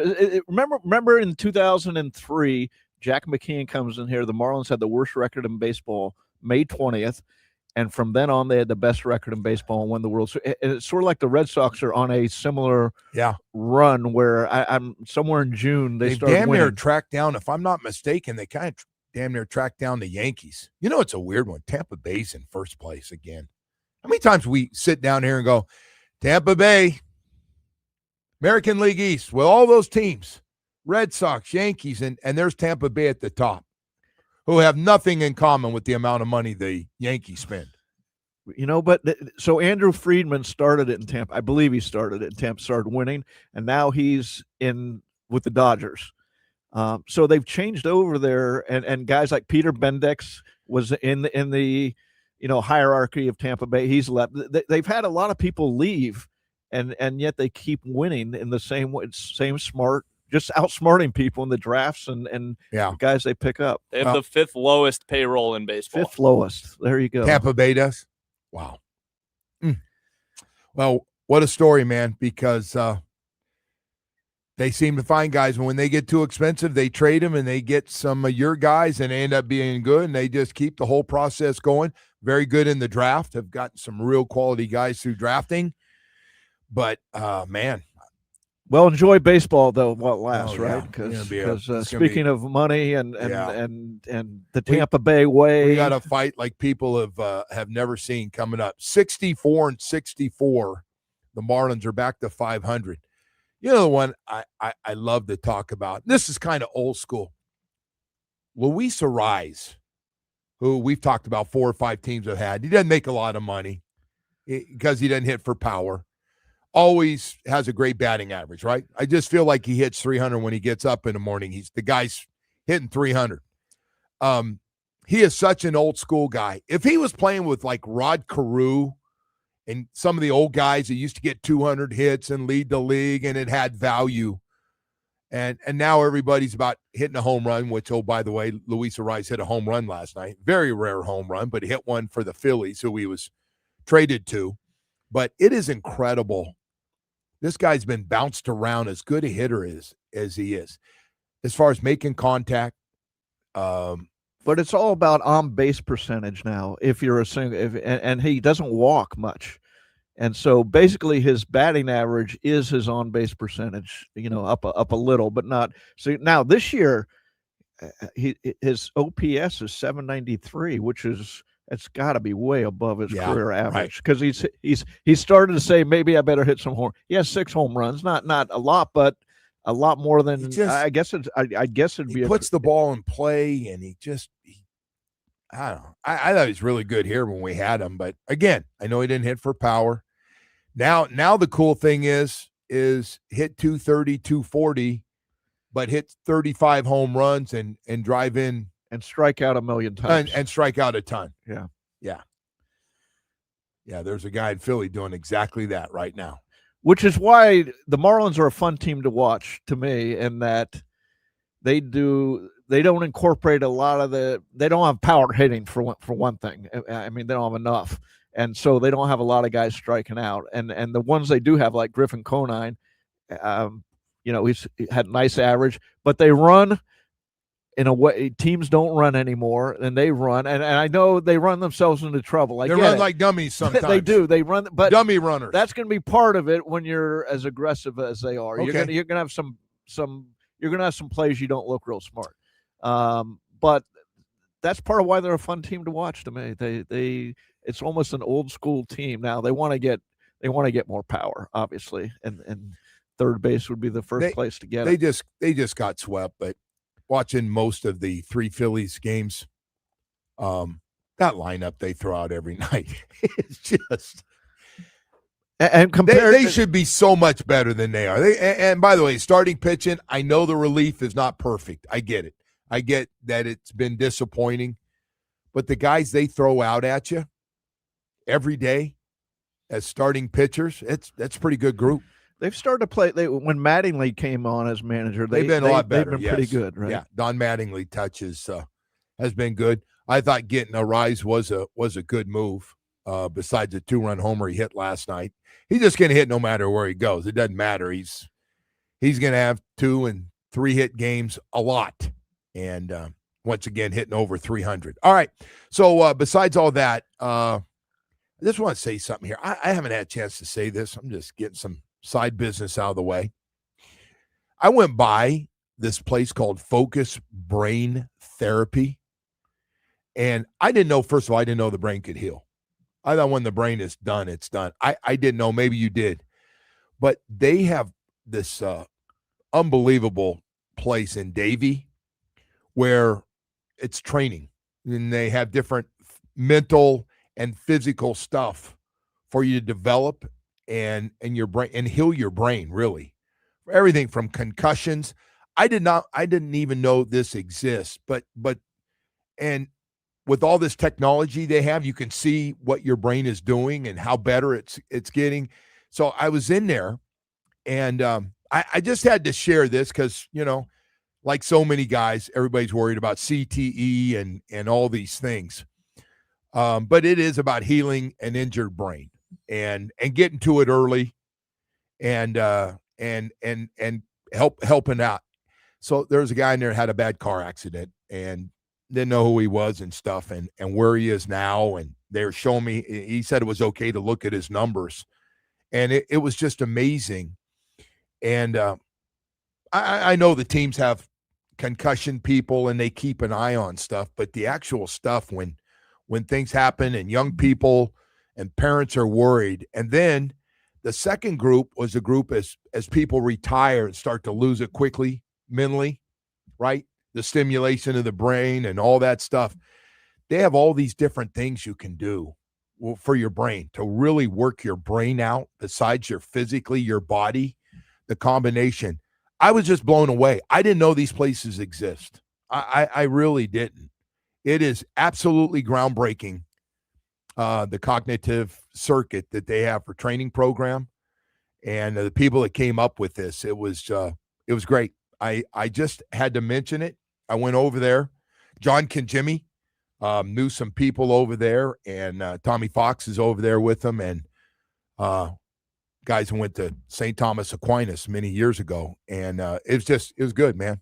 For guys going through it and worried about it and slipping a little bit or been through it, I would really recommend everybody get over there and see where your numbers are now.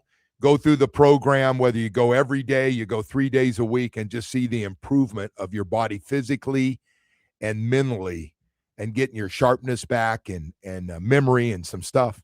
I didn't even know. Did you know the brain could heal? I've never heard. I knew, like, after concussion, sometimes they say it'll take a year for everything to, reset to normal. But I didn't know you could exercise it, for lack of a better word, and help bring it back. Well, they tell people when you're done, read a lot and stay and music, base healing, and all these different things, and putting blocks together and figuring things out and puzzles. And I was like, wow. 'Cause you grow up and see my dad still does puzzles. Well, I was going to say, they'd say people who do puzzles throughout their life, that they're in better shape mentally. So my dad's 93 and does puzzles. And I go, Dad, man, that's the coolest thing. And when I'm out there, he'll just sit there. He sleeps a lot, but he does puzzles. And do you mean puzzles or crossword puzzles? Crossword puzzles. Crossword puzzles. Okay. Yeah. But they have both where they are at this place. And it was just like it all made sense.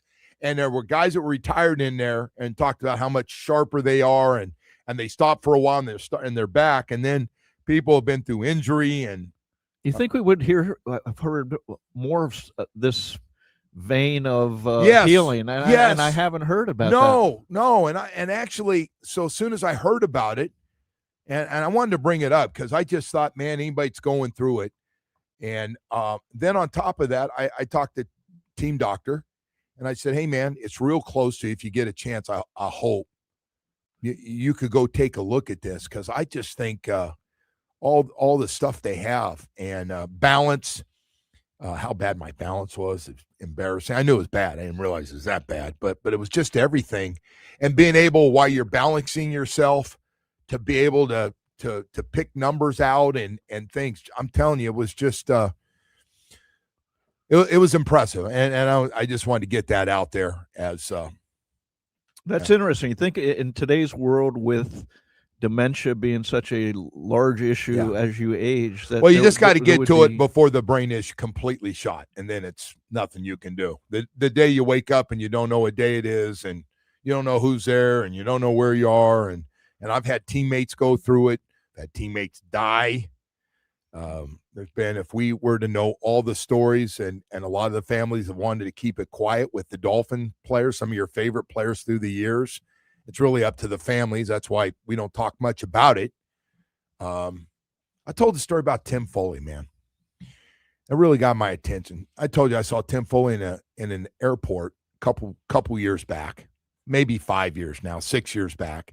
And I was coming home, and everybody, if you're going American, he was going, I don't know where he was going, but I was on my way back to Fort Lauderdale. I'm sitting in Dallas, and I see him, and I know it's Tim Foley, good-looking son of a gun that never felt like he ever aged. So I see Tim, and great player on the undefeated team, big part of the undefeated team. And I played 1 year with Tim. So I see him, he got a big old smile, and I was like, hey, I'll be right back. I went to check in. I was right next door, the gate right next to him. So I came back, and I started talking to him, and he just kept smiling on his face, and no one was home. And so his girlfriend was with him, his partner, and she was explaining, hey, this is Joe, and I introduced myself to her, and this is Joe, and he played, and he's talking about his horses and some things, but you want to come see me and stuff. It was just and put that in perspective. Man. The guys on the 72 Tim Foley, they all said made more money in business than any of them. He was brilliant. So he was what was it called? Amway.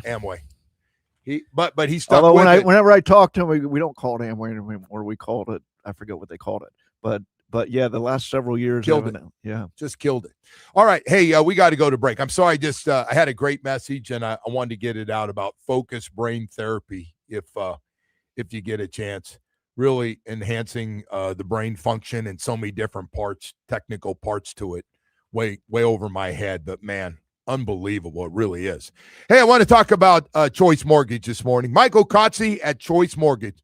It's about great service. I just said, people go, why would I use Michael Kotze besides his 30 years in the business? And I go, well, you get approved about half the time of the big banks, but the guy, because of the great service 7 days a week, it just changes things. If you need cash to pay off taxes, liens, judgments, IRS, high interest rates, second mortgages, credit card debt, call Michael Kotze at Choice Mortgage, 561, or you can text him, 561-441-2730.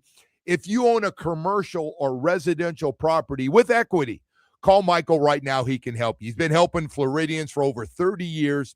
If you're looking to buy a home today, he'll get you pre-approved with little money down. Now is the time to lock in before interest rates go even higher.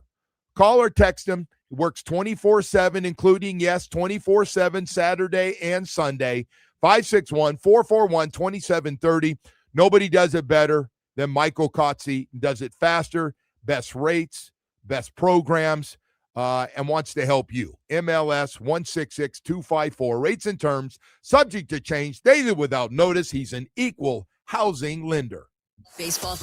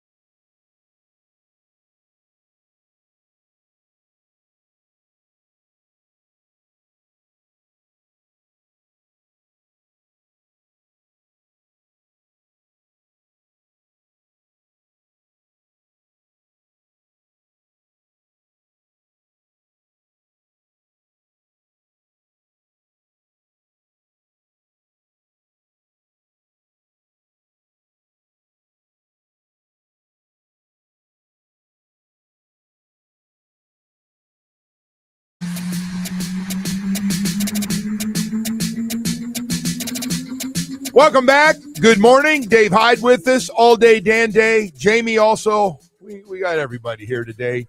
Woody's up working on a championship fantasy football team. See how he. I want to be in that league next year. I want to. You know, are I you in do. a league? Are No, you in a I don't. fantasy I'm not. football league? You know why I'm not though? Why? Let me hear this. Because I was in leagues for several years, and it's sort of. I would watch games, and all I'd watch was, I hope they throw it to my guy. Throw it to my guy. I didn't enjoy the games anymore. You know, that's and my son said, well, that's the reason I'm in it, because otherwise I wouldn't watch the games. But I couldn't enjoy watching a football game because I'd be like, I want every play to go to my guy. I was in a restaurant years ago, and I should have. I mean, it's common sense, this comment I'm ready to make.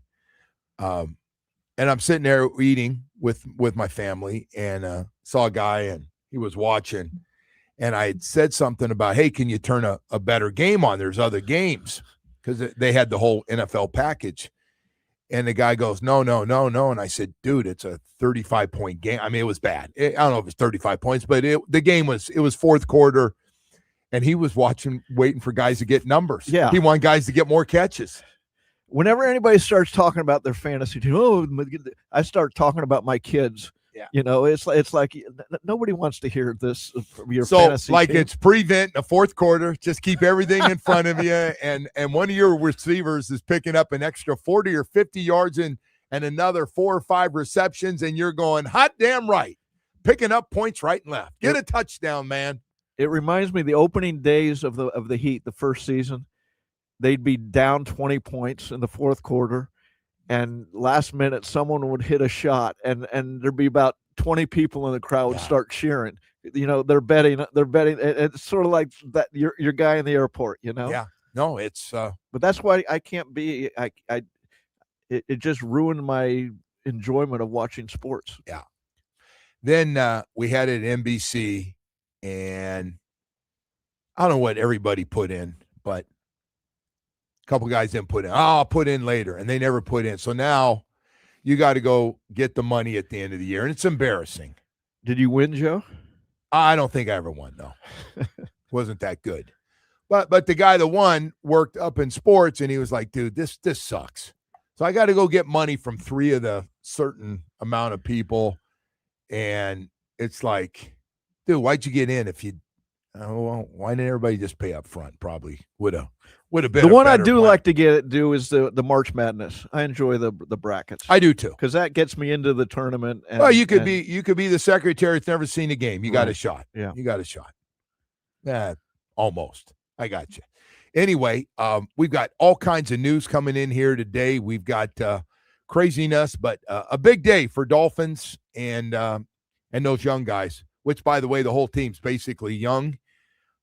Just another day to get better.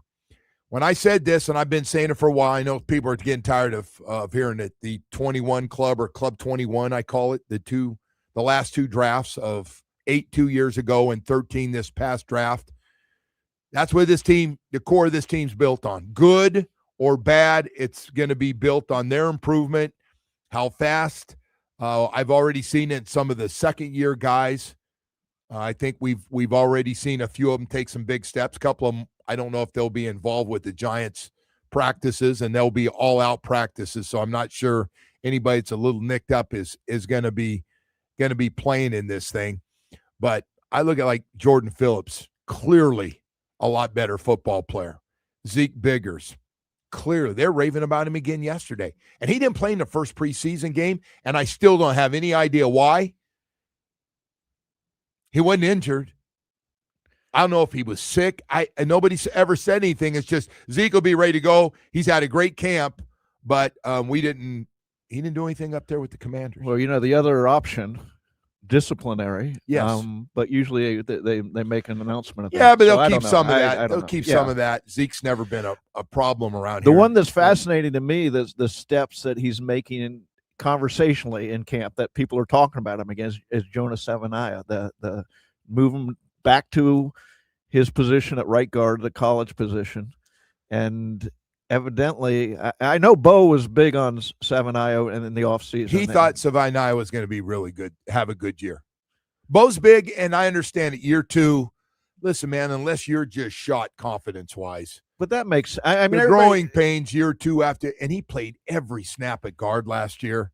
It's got to help you, even though a lot of it was negative, but it's got to help you.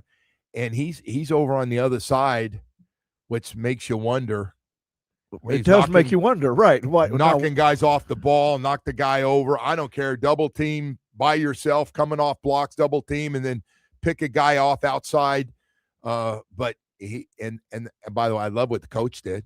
Halfley gets up in front of the team and says, "I want to show you, man. This is what I've been talking about, us being more physical," which, by the way, everybody's talking about being more physical. And he shows shots of Proctor on one side and Savai'i on the other, knocking guys off the ball at guard. So it's good to see. And I know a lot of guys didn't play for Washington last week, but man, whoever you're playing against, you can have success. And the holes were huge on that first drive. It's a good start to what you need.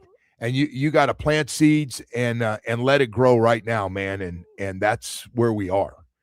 It's about development of all these guys getting to where they need to get to catch up to all the veteran players they're going to be playing against in this league. I mean, right now, rookie camp's almost over.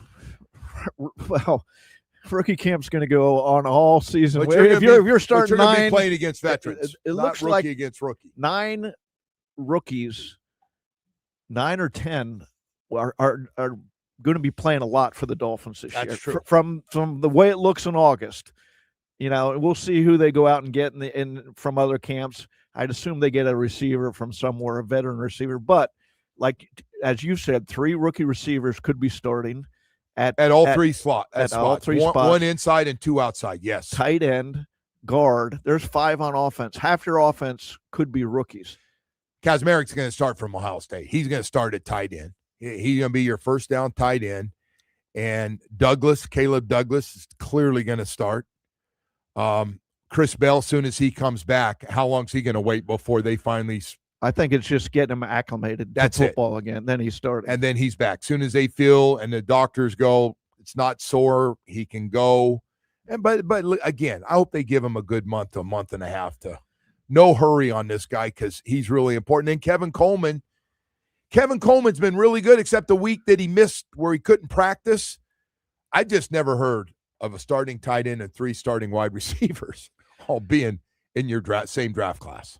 No, but you have to be a little careful because I mentioned earlier, I wrote this column on Substack. You know, you can go on substack.com and look me up and how's that going, by the way? It's going good. I enjoyed it. No editors to talk to. The columns go right to people's emails was that a shot at those editors? Are they paying? Yeah. Okay. Yeah. All editors were paying. Doesn't matter where I was. All right, David. I'm joking with sometimes they'd catch mistakes. Oftentimes with me, they would catch them. But as far as these rookies, part of it's opportunity, part of it's they're making statements. But yeah, we have to be a little careful here in August because in 2020, the Dolphins started 6 rookies on offense in one game. And let's go. New England game 2020, sort of the end of the year, they developed. Let's go down the list. Tua, Lynn Bowden Jr. running at wide receiver, Savon Ahmed at running back, Austin Jackson, Solomon Kinley, and Robert Hunt. Now, out of those, that didn't turn out real well. Oh. So give me that list one more time. That 2020. Tua, Lynn Bowden Jr., Salvin Ahmed at running back, Austin Jackson at guard. Or no, he was tackle then. He started left tackle. And then Kinley and Hunt at guards. Wow.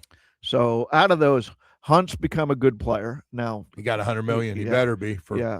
And Austin Jackson's, still here. He's an average player when he's in there. If he can stay healthy, and you'd take that. So other than that, not a lot there. So I was just thinking, boy, that's wow. So it's good news. There's the good news about this class is you're hearing about them making play, and you're seeing them make it. Like in the first game, there was Douglas making a play. There was Kaczmarek making that opening drive, how they used him. And there he is leading the running back into the end zone, Achan into the end zone on that 1 yard. So I mean, he was. You see the plan for them, and they look good in that plan so far. You go back to all this dead money, $170-something million of dead money. This is what you have to do, and it cripples you. It ties your hands. This is what you have to do. You got to hit, and hopefully your guys are not all going to be great players. They're not all going to be good players.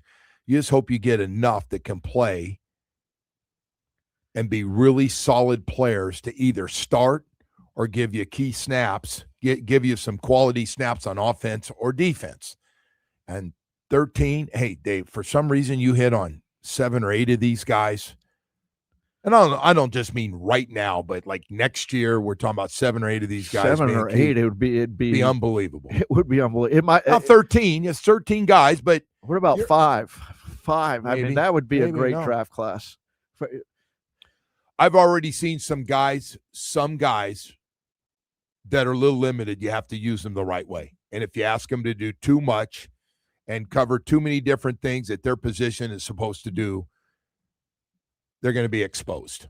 I've already seen it on certain guys out there.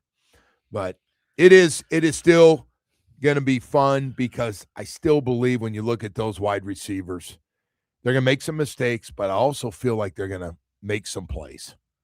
And you can live with that, right? You can live with, especially if you go, holy crap. And I'm not saying either one of them is ever going to be a number 1 receiver, but, Green Bay Packers, let's go the Green Bay way for just a second. They don't have a bunch of number 1 receiver. Nobody talks about their receivers. They're all good. They're good across the board. And then you look to see all but one. Now, they in recent years drafted 1 in the first round. Yeah, Golden. But they got a lot of guys in the 3rd and 4th round that they've drafted. I mean, they're big on drafting to start with. That's the Green Bay way. But so anyway, we'll see how it goes. We got to go to break. Got a lot more to get to. This is crazy, this college football thing. It's just weird. I don't really care, by the way, one way or the other. You ask me. I don't think it's going to impact things that much because we're talking about rookie free agents, 16 of them. If they all get cut, they're actually going to have a choice because if they go on the practice squad, some of them are going to find out, hey, you're going to be a practice because I'm guessing they're going to ask like, hey, you cut me. Am I going to be a practice squad guy? And they go, no. Then they're going, well, then I'm going to go back to college now because college opened the door for a 5th year for some of these guys. It's not going to be much impact this year, but once that door's open, next year, then they don't even try to come out because they're a rookie free agent. They stay right in school. Yes. But next year you could have 100 guys like this coming back, right? I mean, if the NFL or the court say players can go back for a 5th year, I'm going to go to NFL camp. Maybe well, I'll make that it, can of worms not. Been opened. Yeah. So now there's a new option for players, for college players. Yeah. Boy, the money's only going up. The money's there. The money was always there. It was just being kept by the schools. So I like that it's flowing to the players. Yeah, they're making up for it. Boy, yeah. That money's going up. Hey, I got to tell you about your South Florida Chevy dealers this morning. Well, I'll tell you what, I like talking about the SUV family. They say, Joe, you got to talk about our trucks. You just can't talk about the Tahoe and the Suburban and the Traverse every day. I know you like them, mid-size, full-size. I get it. But we just can't do that. And I go, I know what you want. You want to talk about your trucks. Chevy Colorado. I get it. The Colorado Custom to the ZR2. And I know you like the Chevy Silverados, from a custom Trail Boss to the Silverado EV. With 10 models and 4 powerful engine choices, Silverado delivers a very impressive balance of strength, dependability, and efficiency. So step up, man, to a hardworking truck, whether it's a Chevy Silverado HE, maybe you need the powerful LTZ with a premium style and substance to match, or maybe you just want to go to the big boy, that Chevy Silverado HD High Country. You know, I always say this with Silverado trucks, they're all strong, they're all durable, but we got a truck absolutely perfect for your lifestyle. From full-time working trucks to being able to get the kids around, you need that extra room, or even having fun with that truck on the weekend, pulling around your boat and your wave runners. Visit your local South Florida Chevy dealers today. Take a test drive. We got some great deals going on. Together, let's drive.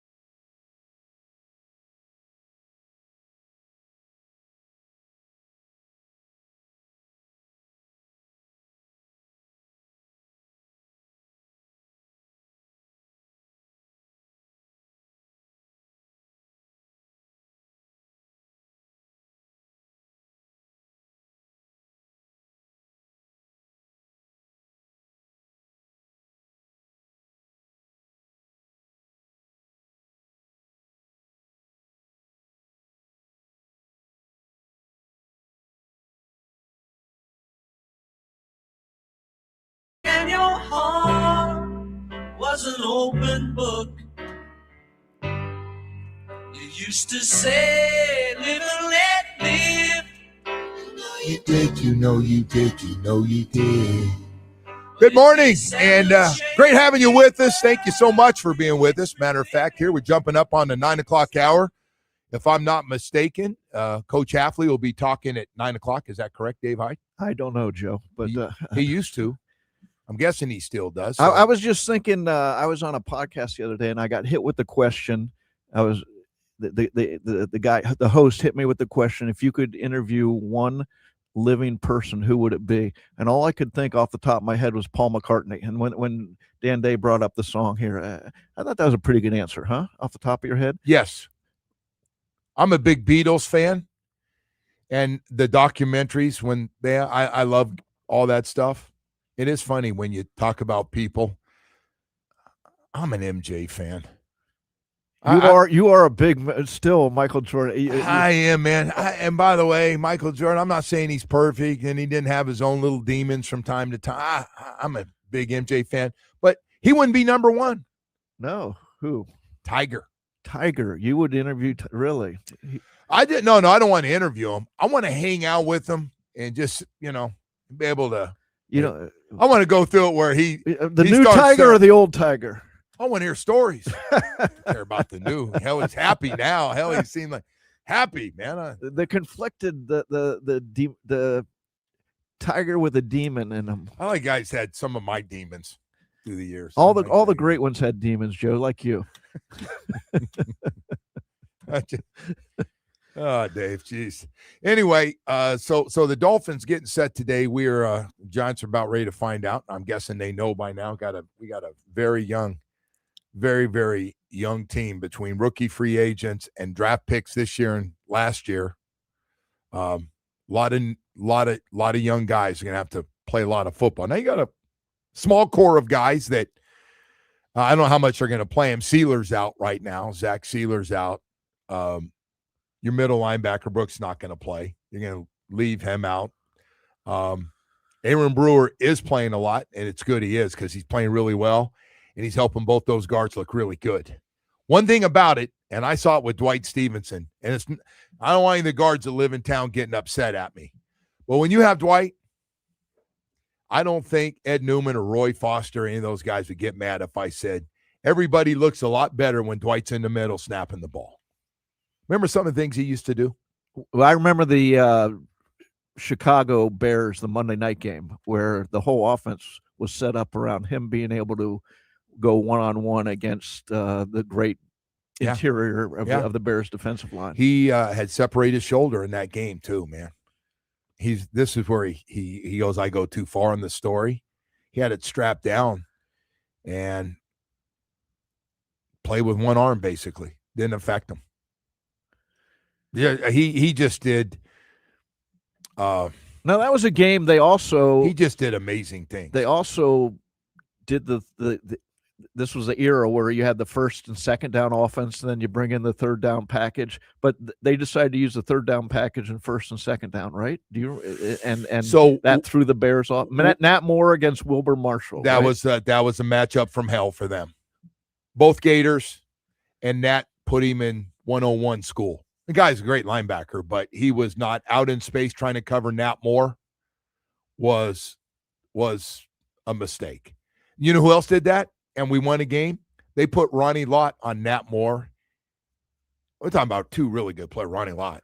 They made Ronnie Lott because Ronnie Lott could do everything, but he really couldn't cover. I didn't know that. Nat Moore knew it. Nat was running post corners. I mean, Nat gave Ronnie Lott, there must be amazing respect after what he did to him. That was a game we played him out there with Joe Montana, and we beat him. We didn't beat him in the Super Bowl. We beat all the team. We beat Washington in the regular season. We just didn't do it in the Super Bowl. Is this the one where Shula got on the bus afterwards? Yeah. Shoes had the great comment, man. And one of the great comments. And it was like, because I don't know if I should I say it or So Bill Walsh and Shoes was pretty competitive because the West Coast offense and the genius. And, the other coaches, you win a lot of games. You don't want to hear about the genius. Remember that? Bill Walsh do was remember, a yeah, genius yeah. and the West Coast. And Bill Walsh had all these coaches, and they were spreading around the world, man, with the West Coast offense. And Shoes is like, we beat him, man. He was like, he had some comments. And I was like, whoa, he really wanted this game. Whoa, okay. So, yeah, beat him. But Nat Moore was crazy in both those games. It's funny, you talk about Nat. Nat's had a zillion great games. But Nat's game and it was a passing game. It was a quick passing game. So that defense, Chicago Bears defense, was obviously fantastic. Went on to win the Super Bowl. There's one thing they couldn't do. There's one team was a bad matchup for them. And that was a team that could get rid of the ball quickly and pass it with Clayton and Duper and Nat.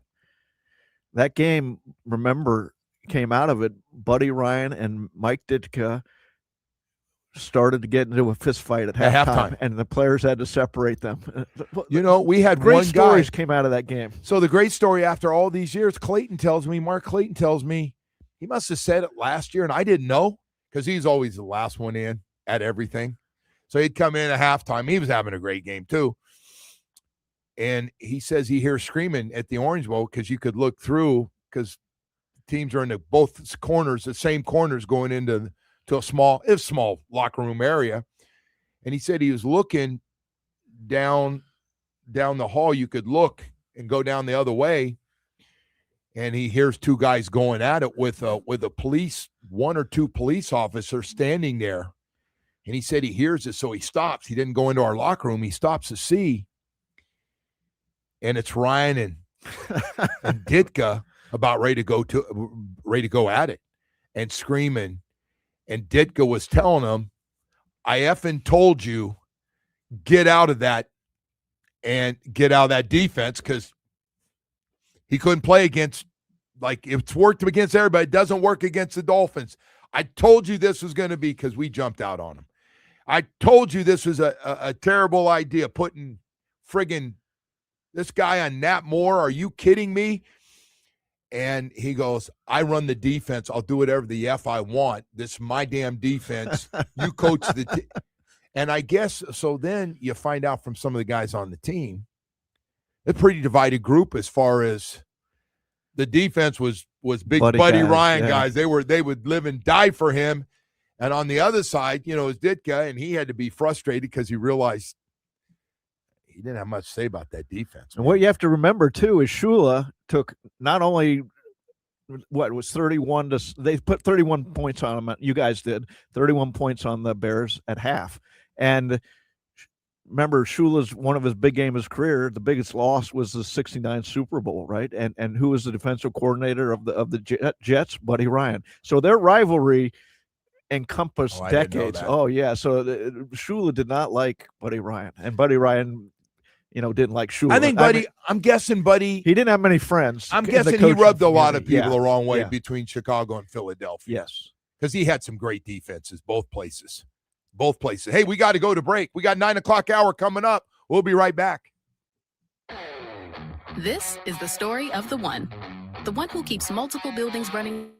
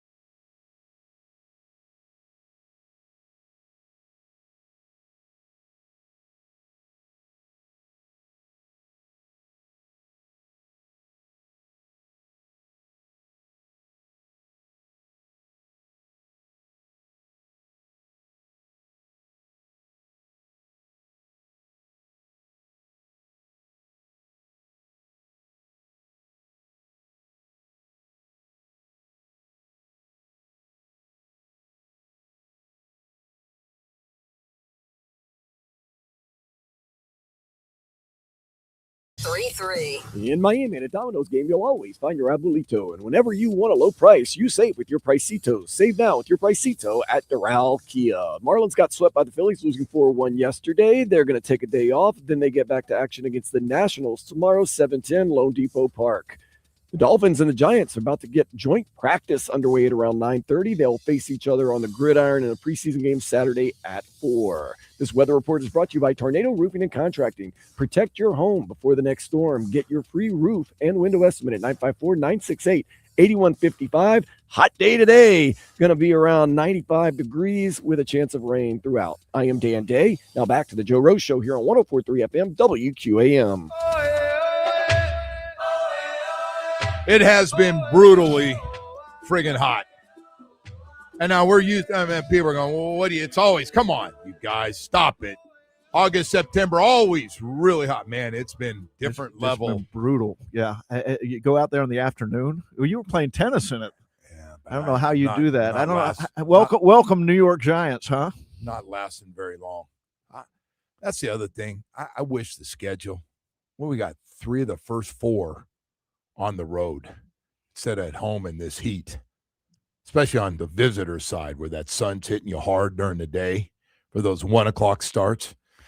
That was a benefit that we don't have except against Kansas City Chiefs. Do you think the league has seen the health concern of? Oh, I don't know. I'm curious about that because maybe. in the last couple years they haven't had a lot of 1 o'clock games. Well, we're going to West Coast for the first 2. Vegas and then to the Bay Area for the 49ers, and then come home, play Kansas City, and then right back on the road. Heading, was it Minnesota? Game 4 sound right? Maybe? I don't want to get too far ahead of myself getting ready for one the at game. a time, Joe. One at a time. It's a one at a time year for sure. Hey, by the way, we've got the Marlins day off today, swept by the Phillies, and still got a lot of games left. 6 at home. Starting with Washington Friday, Saturday, and Sunday. Boston Monday, Tuesday, and Wednesday. And tomorrow, Washington Nationals. It is Harry Potter ticket package, including Harry Potter hat, plus $5 happy hour before the first pitch at 7:10. Saturday versus the Washington Nationals, Legends Day with Luis Castillo pin. And Sunday versus Washington, you get the Agustin Ramirez Gus Bus bobblehead to the first 10,000 fans for people who collect those bobbleheads. Then we'll have obviously a lot more, including the 4 for $44 package with the Red Sox in town. Used to be one of the best draws we had. Luis Castillo pin night. He was one of my favorite Marlins. He's one of mine too. You know, he had the 31 game hit streak. Was it 31? And that was a fun summer to watch him. Quiet guy, but how weird is it watching Jeff Conine's son? That is weird. And not, Griffin Conine has been I was going to say, he's been their best hitter over the last unbelievable month. What is it? 21 games going into last night. He had 7 home runs in 21 games and 15 RBIs. So he's been on a nice roll too. So anyway, they got a lot of promotions going. Go to marlins.com/tickets. And you can check that out, and with all the things they have going on. And if you want to go to Harry Potter, go to marlins.com/tickets and check that out and tell them what you want to go, because at the promotional department, when you want to go, they will take good care of you and get you all set up and extra stuff for the kids to enjoy themselves while you're out there. All right, man. Dave, it has been a crazy year so far, first 3 weeks, to talk about this Miami Dolphins football team, because we have never, ever done anything like this. It's new for everybody, because you're talking about guys and all these young guys starting, and you're going, well, that's good news, bad news. There's going to be some growing pains. We're not going to have 8 or 9 rookies come right in and light it up. It's just not going to happen. And with that, and learning the game and giving Malik Willis a chance to be successful, do we have enough? Does our fan base have enough patience to see the potential if it's not there? Because right now, if you're to look, I feel like we're we're a receiver short if we go in with what we have right now. Malik Washington can play, and Caleb Douglas can play. But again, Caleb Douglas never played an NFL game in his life. Preseason doesn't count. They're going to be going out, and when teams start cutting, they're going to pick up a couple receivers. You think so? Absolutely. And again, they've already made one trade with the Patriots, which was unusual in division. Oh, by the way, that guy, you might as well put him in as a starter. You know, Dave Wallace, he not a starter, as a key backup. Yeah. The weird thing is that New England never used him at the position he played his whole career with in college. Right. I mean, they played him at a guard. So, but the other thing that they have New England, and I'm reading the accounts from our friend Ben Volan in the Boston Globe in recent weeks. They got too many receivers. They're just loaded at receiver now. And that's weird. We've never said that about a Patriots team. Well, when I loaded, I mean they have NFL caliber, not like loaded number one receivers, but somebody's going to have to be cut unless they keep 7 receivers, which would be unusual. When Drake May was a rookie, that group was tough to watch. It was awful. Yeah, that offensive line was really bad. They were good at tight end. They had some good running backs, but that group and Drake May. You saw enough with him that year. I didn't even look at his numbers that year. I should have. But when he left that game, I said, you know what? They weren't very good as a team, but Drake May can play. Drake May's going to be good. Sometimes you get that, right? I thought the same thing with Tyler Shuck from the Saints. Yeah. He played against us, and I went, okay. All day, Dan Day, you as a Saints fan, are you with us on this Shuck or no? Everyone is really, really high in New Orleans. We're not going through who's the starting quarterback. That stuff's done after what he did last year. 100%. I remember before the Dolphins played him, I ran into Randy Mueller, the former Dolphins GM, in the press box, and I was talking to him. He goes, "Hey, tell me what you think of our quarterback." And I said, "Okay." I had no idea who the quarterback was. Yeah. Going into the game. 25-year-old Louisville quarterback, and second round pick, rookie. How often do they come? How often is that somebody you walk away from a game saying, "As I did, that guy's good." Their number one receiver dropped a touchdown at the end of the game. They win. Yeah, right in his hands. A perfect throw down the sideline after Tua went for the little celebration when he slid. He thought he slid for a first down, and he was a yard and a half short. Was it that game? Oh, it happened several times, but it was that game. Yeah, too. that game. So they get the ball back, and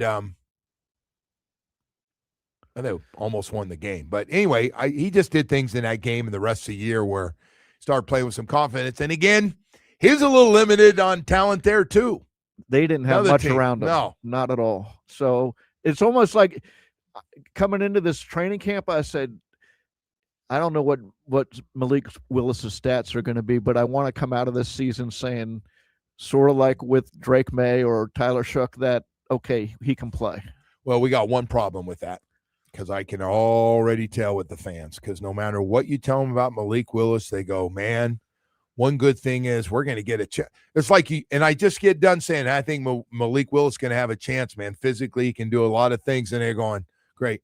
Oh, man, there's 7 or 8 quarterbacks coming out in this draft. We could get our choice. We get the choice of anyone we want would be great. We're going to get that franchise quarterback. And it's like, well, why did I just say? The best thing, can you imagine if Willis is the answer? You come out of this season, say, okay, they got their quarterback. To have a high draft pick, which they're going to have. The two things aren't, they're going to have a high draft pick. Yes. Okay.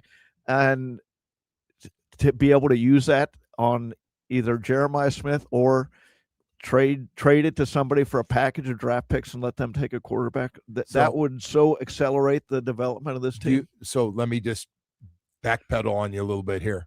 So what do you think it's going to be like with our fan base, no matter how Malik plays, if one of those quarterbacks jumps way ahead of the other ones? Our fan base is going to be screaming no matter what.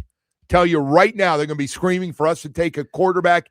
Even if Malik looks like he's going to be the guy, there's going to be, well, and they're going to like, well, and they're going to nitpick at what Malik didn't do, considering he's limited on what he's got around him still at skill positions, minus Achane.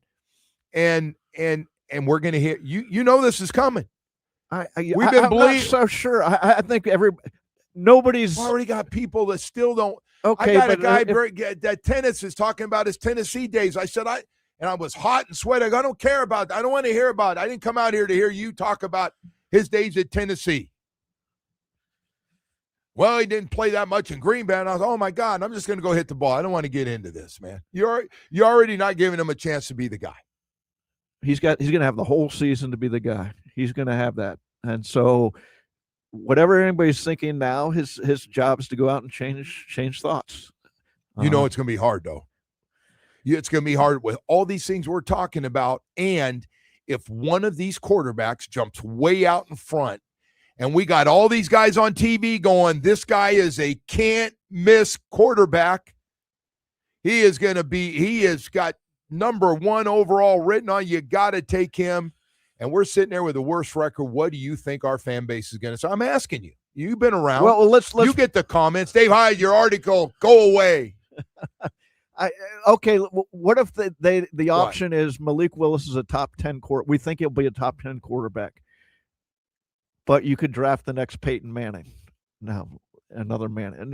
Arch Manning. Then you have a family. Debate. Then you have I got to tell you, if Arch Manning plays well, the pressure on every NFL city, whoever it is, and it's only going to be one of a couple of us, it's going to get that first overall pick. Dave, you're either putting blinders on right now or I am because let's say Malik Willis wows everybody. Yes, there will be. How's he going to wow everybody? You got to have some. Well, when I say wow, okay. I mean I'm with you. I mean, you come out of this season saying, okay, didn't have a lot to work with. Rookie, what if they get some weapons, he can be great.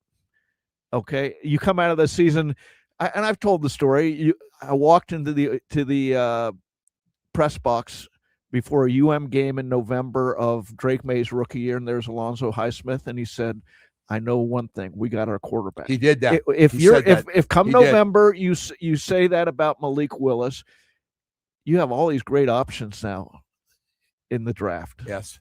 Right? You have great options. Dave, you can try this. You're trying a different direction, try to sell me again by going on a different road. I'm telling you right now. Who cares what the fans think? No. Right? By the way, you can. If you're a GM and head coach. One of the things that we've seen already with John Erickson, he's not taking the easy way out. I mean, the easy way out would have been take Reuben Bain if you're doing the fan thing. I can tell you there's going to be pressure. If you don't take a quarterback next year, there's going to be mad pressure to take Jeremiah Smith from Chaminade Madonna High School. Well, that might be the pick. Right? And if they don't, whoever it better be, everybody's brother better have seen him, or we're going to have a mess there too. Well, if you get he's been their best 4 number 1 draft picks and 3 number 2 draft, whatever the package would be for a.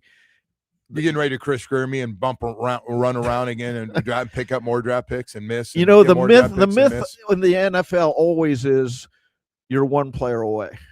That's always the myth. That look at all these teams who traded. Green Bay last year, they make the big trade, then he gets hurt, and you're never. So we're not one player. Well, yeah, that not with this team, but I'm just saying that all these teams that think they're 1 player away. The only team that's really been able to do that, the LA Rams, is they make these huge swings, like the Myles Garrett trade, and they make it work. They loaded up one year and they won it. They make it work. And by the way, they bounced back real quickly because they had to dump a bunch of salary, and they were able to get it turned around. Well, because they drafted. Their draft was really incredible. Well. Had some great drafts. All right, so Dave, we've got to go to break here, but hey, man, I hope this Malik thing works out. I hope there's enough there for him to show enough of his talent. I really do, because I am so tired, and I know people. We've already got people started in my life that about us to go out and get a first-round pick. They've got it in their mind, will not give Malik a chance, that he's a backup quarterback. Go look at his Green Bay tape from last year. I saw it, Dave. And Dave, I'm telling anybody who doesn't think he can be special. I'm not saying he's got to prove it over 17 games, stay healthy, all that, but he can be special when you see those. You watch Dart throw a ball today, and you watch Malik throw it. special arm. And by the way, the running, forget it. Not even close. Not even close. All right, we got to go to break here. We'll come back and we'll hit a lot more stuff right after this. The Joe Rose Show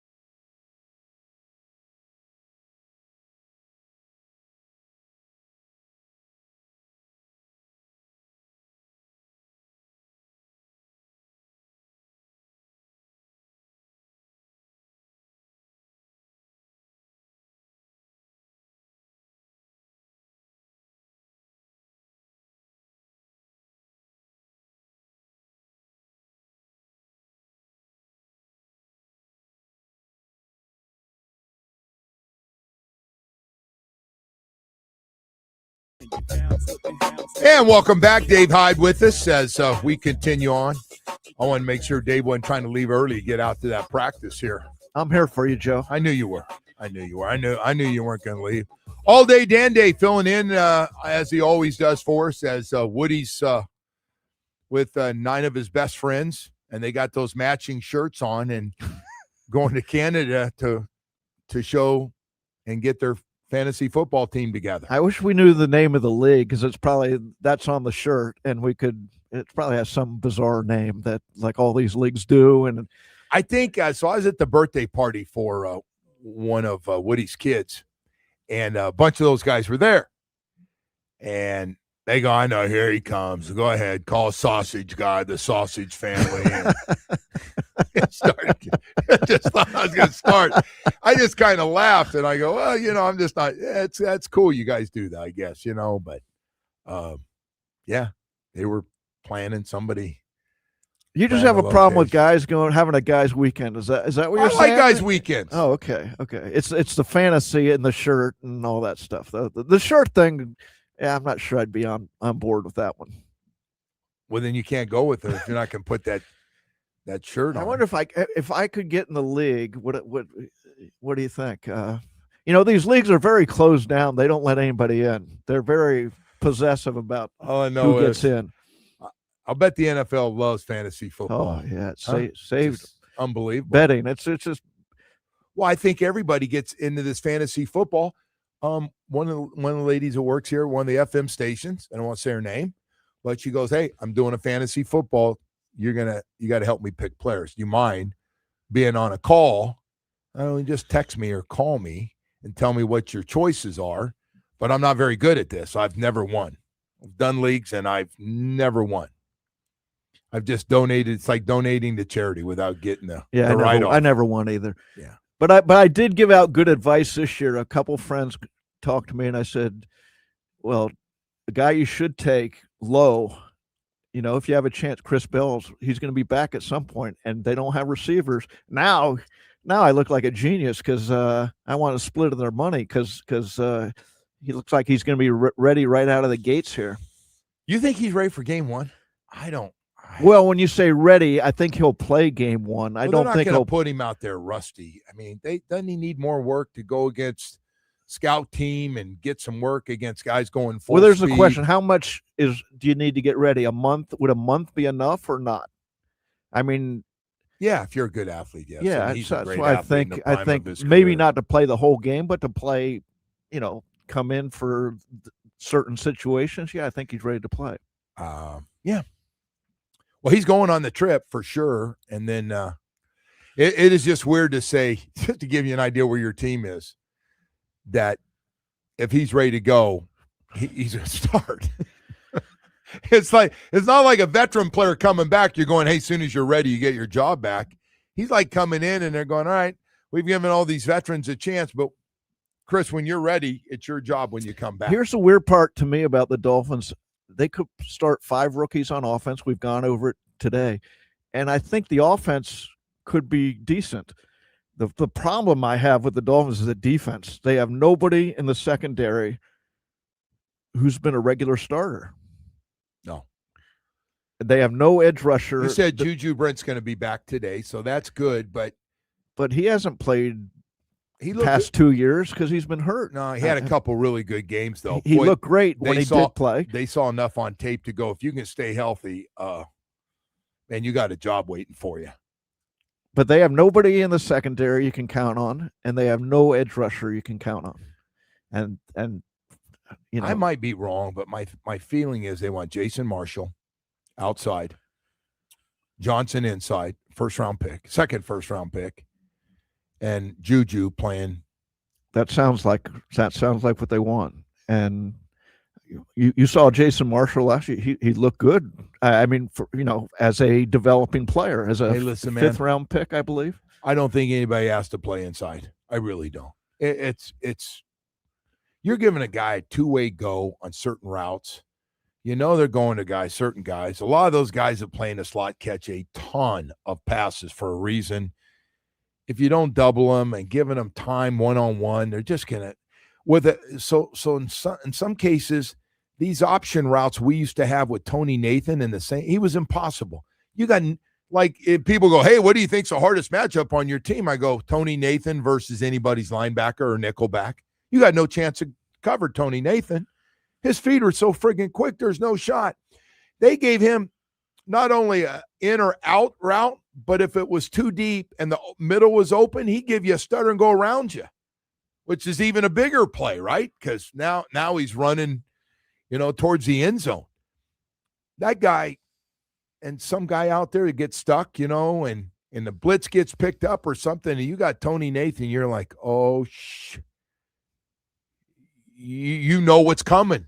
And you've seen the tapes like, oh, yeah, there's no way. Whatever way I guess, he's going the other way because his feet were so quick and he was so damn good. All those guys, Kirby, all those, you got no shot. Terry Kirby, are you kidding? So that's be Chris Johnson matching up against. Those guys are special. You find a guy that can cover inside. But the special cornerback, yeah. I always thought the number one cornerback is going to match up against the outside receiver, right? The most talented outside receiver. So most teams, yeah, you want to get that matchup. So I'm a little surprised because didn't Marshall play inside last year? Yes, but that wasn't his choice. It wasn't his choice. Okay. I said to him last week, I said, welcome to going back outside. He started laughing. He goes, yeah, man. Nobody has to go inside. Because Chris Johnson can play inside and outside. That was one of the thoughts when they drafted. At least that was the idea when they drafted him. I think he's going to be really good. He's got that stuff to him, that good stuff where certain guys walk around with really good stuff and you're going, damn, that's a confident dude. He's got some of that stuff. It's just, are we talking about all these Dolphin rookies because they're relying on them, or that's what this team's around. Okay. This team's built on the two drafts. But we weren't talking about the rookies last year like this. Like, they're actually making plays in the summer, too. That's the thing that gets me thinking maybe there's something. There is something there, but you're still got to be patient because all these young guys are going to play when they start playing against regular season guys, starting with the Raiders to the 49ers, the Chiefs. You're going to be playing against experienced veterans. You're going to be playing against guys that know what you can and can't do and know that you're green behind the ears, running routes and not knowing things and missing things. And not the first game, Fernando Mendoza, if he starts. I know they're saying he's not, but I don't know why. Why wouldn't you? Why would you not start? Especially you get at home against a Dolphin defense that has a lot of questions. Would be if you're the Raiders, you say, okay, that's a good situation, right? Outside of Kirk Cousins being around forever, I saw Kirk Cousins up close last year in the Atlanta game. He wasn't very good. Now, I know he's not far removed from some good seasons in different places, but man. And I know he's got experience. He's seen everything. I get it, but are you Doesn't it kidding me? sound like an edict from Tom Brady, though, from the top saying, let's plan this? Because I sat out my first year, and it really benefited me, and da-da-da. Meanwhile, you have a, NFL-ready quarterback in Mendoza, as ready as you can be out of college. The other weird one we haven't talked about, and we're going to talk about it maybe tomorrow, the Troy Aikman thing. So, apparently, Troy's been coming out on these podcasts. We're learning a lot from Troy. So Troy Aikman talks about the league has talked to him about the rules. He and Brady have different rules, being the number one team on the networks they work for, where they work. And he was talking about some of that stuff. Then, of course, his comment was, it's true. It just sounded kind of weird. I don't know why you're worried. I won't have any Miami Dolphin games. Not this year. They're not going to be very good, so we won't be doing any of their games. Yeah, that was a little odd comment. I know some people in the media have problems with it. I don't look, as long as the NFL is good with it. What's going to happen though is when Troy Aikman, let's say next year the Dolphins are playing Buffalo on one of his games. Okay. Yeah. He's not going to get much from the Buffalo people.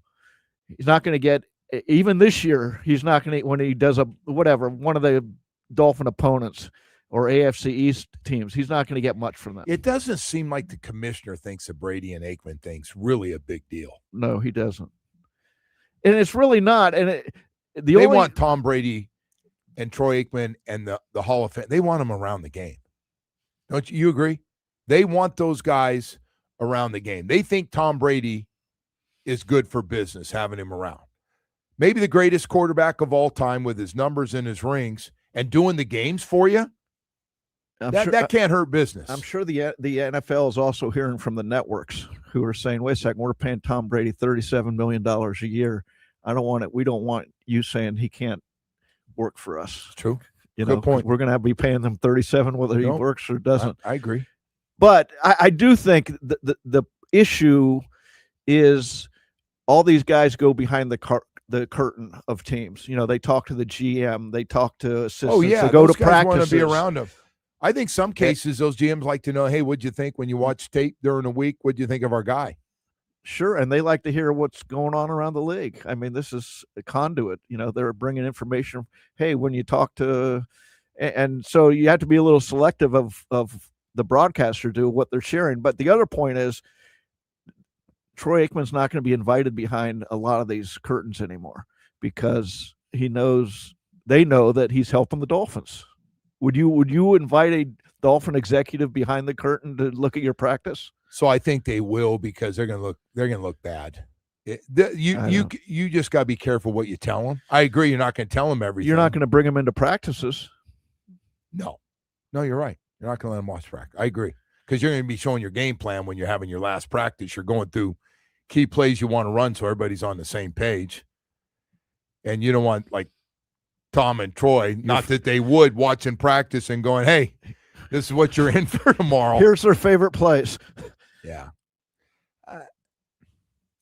Hey, man, on the bigger scale, I still don't know why they have to pay those guys that much money. I don't. Does anybody watch a game? No. I like Troy Aikman. I watch games because of matchups. A lot of times I forget who's working where now because they switch. I don't even know. Yeah, I don't even. Because I'm sitting here talking and I can't remember. Is Troy? He's with ESPN now. He is with ESPN, yeah, okay. And you know how I remember because he always goes on the pregame show, and I always think of seeing him on that show, the pregame show on ESPN before their Monday night games, and he goes on with them, and they talk to him segment about what's going to happen in the game. They start their coverage early, trying to get some of that money back, but hey, man, those are great jobs because somebody would told me you can make the kind of money. Tony Romo he was being paid $18 million a year to talk, and then he got into the DUI in Wisconsin, and now he's suspended, and I'm sure that the $18 million is. You think he makes it, or no? You think they get rid of him? Well, I think they've already. No, he's been suspended. He's been suspended, but they haven't made a move, or they completely blew him out yet. First move to just moving on from him, isn't it? I think. I don't know. I don't know. The question is in the contract: do they still have to pay him? So if they have to pay him $18 million, he's going to be back, right? I thought the last couple after he predicted all the right plays in his first year, which by the way was very annoying. When you're wrong. Jim, this is getting ready to happen, and you do it, and then it doesn't happen. And then a lot of people thought he kind of mailed it in the last couple of years, man. He just didn't seem on top of it. It takes me a while to know who's even commentating the games because sometimes he works with Jim Nantz. Sometimes the voices of, is that Troy Aikman or is that Tony Romo? Or anyways, but the bottom line, I don't understand how they. Phil Simms really good. Like I never understood. Yeah, I like Phil Simms. Feels good, man. That guy's talk about being on top of. You know who else is good is the former tight end. Yes, Olsen. Greg Olsen. Greg Olsen's very, very good too. I'm getting a little fired up for football season now. We're right on the doorstep. Oh man, right? The whole thing. Well, I got to tell you, I see everybody they're calling Jim Nantz out. I guess they did some kind of promotion and Jim Nantz is throwing him under the bus. Tony Romo, what a partner. Hey man, you got a problem? The guy that was drinking got the problem. Jim Nantz wasn't throwing booze down him coming from the golf course, better known as the 19th hole after he finished. Whether you put yourself in that situation, the guy could have friggin' had a limo taking him around. He could have had somebody driving that car he was in. I'm sure he's going to thought see of that a grandma few and times. grandpa. I'm sure he's thought of that a few times. Why didn't I just stop? Anybody who's been in that situation is always, listen, that's the second guess of yourself. But when you're a public figure, especially, and you have that clause in your contract of, what's that? Good There's behavior. one other thing to this. When you're really friggin' good, they slap you on the wrist and they go get him. Season starts. Don't let it happen again. We'll see you next week. This tells me they don't think nobody wants to say it. They don't think he's very good anymore either. They think they want some of that $18 million back. Well, I got to tell you, first thing I'd do if I was them is go grab Olsen. Since you brought that up, first thing I would do is get him out of his last year of his contract with Fox and get him over, get him somewhere else, right? As in CBS. We got to go to break, man. We got more stuff to get to here this morning as we continue on. Your South Florida Chevy deal's got some hot trucks right now. Chevy Colorado, oh my gosh, the Colorado custom to the ZR2. We got the right tools to exceed all your expectations when you talk about the Colorado family here in South Florida having a truck. But let's talk about the big, strong, durable Chevy Silverados. Oh my gosh, man. From the custom Trail Boss to the Silverado EV, you got 10 models and 4 powerful engine choices. Silverado delivers an impressive balance of strength, dependability, and efficiency. Couple of my favorite trucks, that Chevy Silverado HD. Choose from the powerful LTZ with a premium style and substance to match, or go to the biggest, the Chevy Silverado HD High Country. Well, I'll tell you what, it's like they've custom made a truck perfect for your life. So whether you work 7 days a week to get the job done and you need a strong, durable truck like you are, maybe you need a truck to get the kids around and you're just a truck guy and that's what you drive. Or maybe it's just to tow all the toys around that you and your family enjoy so much, like that boat and those wave runners. Stop by. We got 14 dealerships throughout South Florida. Got great deals going on right now. Take a test drive. Fall in love at your South Florida Chevy dealers. WQAM.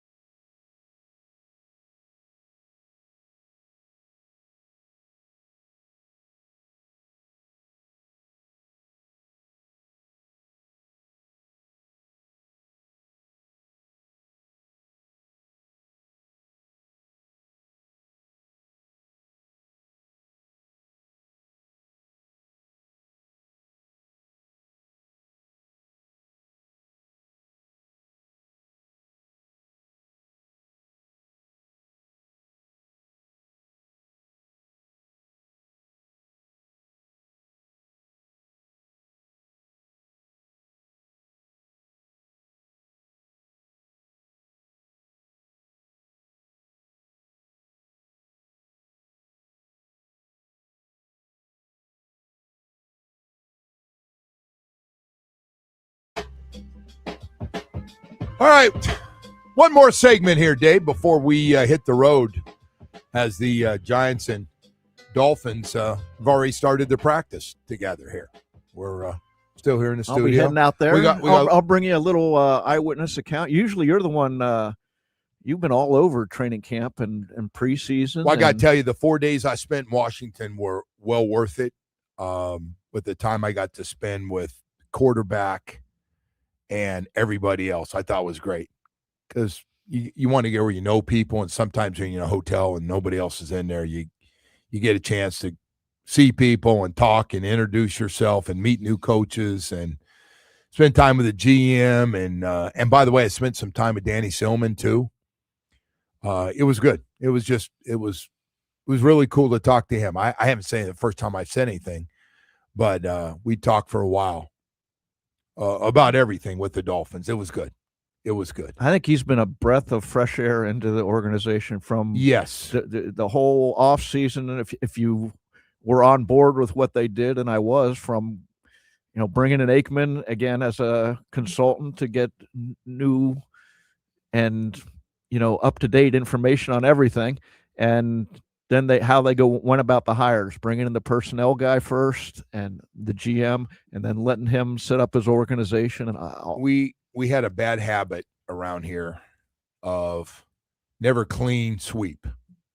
Somebody always made it. Sometimes it was a coach, sometimes it was a GM, sometimes it was a GM, and everybody around him was let go. I thought that was a weird one. The Tannenbaum goes, Adam Gase goes, but Chris stays in the middle. This is the first time in Steve Ross's run where the coach and the GM, as you said, a clean, they were swept out and new ones hired at the same time. And they were allowed to keep who they wanted to keep and let go. There was nothing. So anyway, it all starts with what's going on right now. But, man, I hope you got some patience pills. And if you don't, go grab some more of them. Go to your local drugstore and get some patience pills. It's going to be a rough year. If you're a Dolphin fan, buckle up, because the good news will be, if you got growing pains and you're seeing young guys making plays, you're going, holy smokes, he's really good. Or you see some guys start to really take over games, or certain groups play well, because you don't want to, at the end of this year, go, oh, my God, what do we know? And you're going, really nothing. We weren't very good, and I don't know exactly what we have. I left last year's draft class, and some people disagree with me. And I was like, I can't really tell you how good they're going to be after 1 year. Last year's draft class, and they all played. Right to they played a lot. Till Quinch Ewers at the very end, and Biggers, your last two draft picks, played a lot of football. And when you finish and people go, so what do you think of the rookie class? And he said, no, for the future. And which ones can be stars? And I go, I don't know. I don't have a good feel. I don't know. And Dante Trader's one everybody likes. I don't know how good he is. But I know they like him a lot. He's been injured, so that hasn't helped. And hopefully he's going to be back. And, well, he sounds like a football. He sounds like a good player, and from the way he presents himself to the way he came back, yes. The way he knows. He and Jordan Phillips came back the exact same way. Like, watch out. We got a safety and a defensive tackle ready to play. But, it's one thing, again, that we're doing it against our guys, and we're doing a little bit today against another team for the second time. Commanders last week, Giants this week. But today, you'll see it.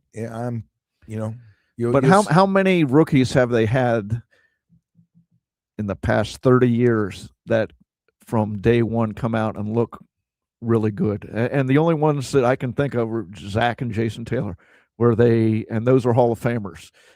There's so many growing pains, and so many growing pains will be this year, right, that the Dolphins go into, right now, from the view of August, they will not be favored in one game. They're starting with the Raiders game. They're 3-point underdogs. It's on the road. That's part of it. The Raiders were the worst team in football last year. And we had some of our offensive linemen look pretty good year one. Didn't Richmond Webb come right in and line up at left tackle? We also drafted another guy. Now we're going back 40 years if we're talking. No. And we're talking about a guy that's almost probably should be a Hall of Famer, but it's not. the other guy that we got, overall Michigan guy, came in here. He was damn good. Everybody was mad at that pick that we didn't take the quarterback from the Falcons, but Jake Long, when he Jake came Long was in, really yeah. good. He just got hurt He too got hurt, early. Yeah. But the first 2 or 3 years, well, he's the highest paid guy back then. If you got you got the big signing bonus, he was the highest paid guy on that team. It was the wrong pick, but he was a good player. He just didn't play 10 or 12 years. But even if he had, you take a franchise quarterback or a franchise left tackle. I agree. But to your point, yeah, no, he was very good the first few years, and right out of the gates, he was very good. It's yeah. Well, we've seen everything, haven't we, Dave? We're sitting here. I went and Bill Parcells befriended a homeless guy. He really helped a homeless guy, got him on his feet. And he was a guy who sold the newspaper at the street corner. Okay, this homeless guy on the corner of 17th and in Fort Lauderdale. Parcells lived on the water there, and he'd drive past it. And so one day I went out at 5 a.m. and I found this homeless guy. And I did a story on his relationship with Parcells, and the guy was pretty interesting. You know, he had a good story to him and a good way about him, the homeless guy did. And Parcells got him a Social Security card. He ended up later getting him a job and really helping the guy on his feet. Anyways, one of the things the homeless guy said was, because he'd talk to Parcells at the red light. You know, if there's a red light, they talk, and if not, then he didn't see him. Didn't see you that day. And one time he got like the homeless guy was an Eagles fan, and he got the Eagles GM. He was talking with the Eagles GM. He goes, hey, say hi to my friend. Anyways, one of the things Parcells asked him one time, do I take the quarterback or do I take the tackle? And the homeless guy said, you take the tackle, because who's going to protect the quarterback? And I always think, what if he had said, take the quarterback? What if this guy had said, no way. Yes. No way Bill's listening to the guy. No way. Sounded good. I'll tell you what, having Bill around Parcells, he was really good friends with Dan Henning when they got here, because they go golf together. They go grab their clubs and go, well, not that far from Nova was a golf course. And they go out and play 9 holes and then come back. Just thought it was awesome. Yeah, Dan Henning was old school. I love Dan Parcells. Henning. Dan Henning was my coach. Oh, that's right. Yeah. Was my coach when I got here. Well, listen, man, we've had a good time today, bud. I appreciate it. Thank you so much. Let's do it again tomorrow. All right, you got it. I might have a late night tonight, but I'll be here in the morning. I do have some late night. Hopefully no drinking or very little drinking. All right. Thank you so much for being with us. We'll see you again tomorrow morning.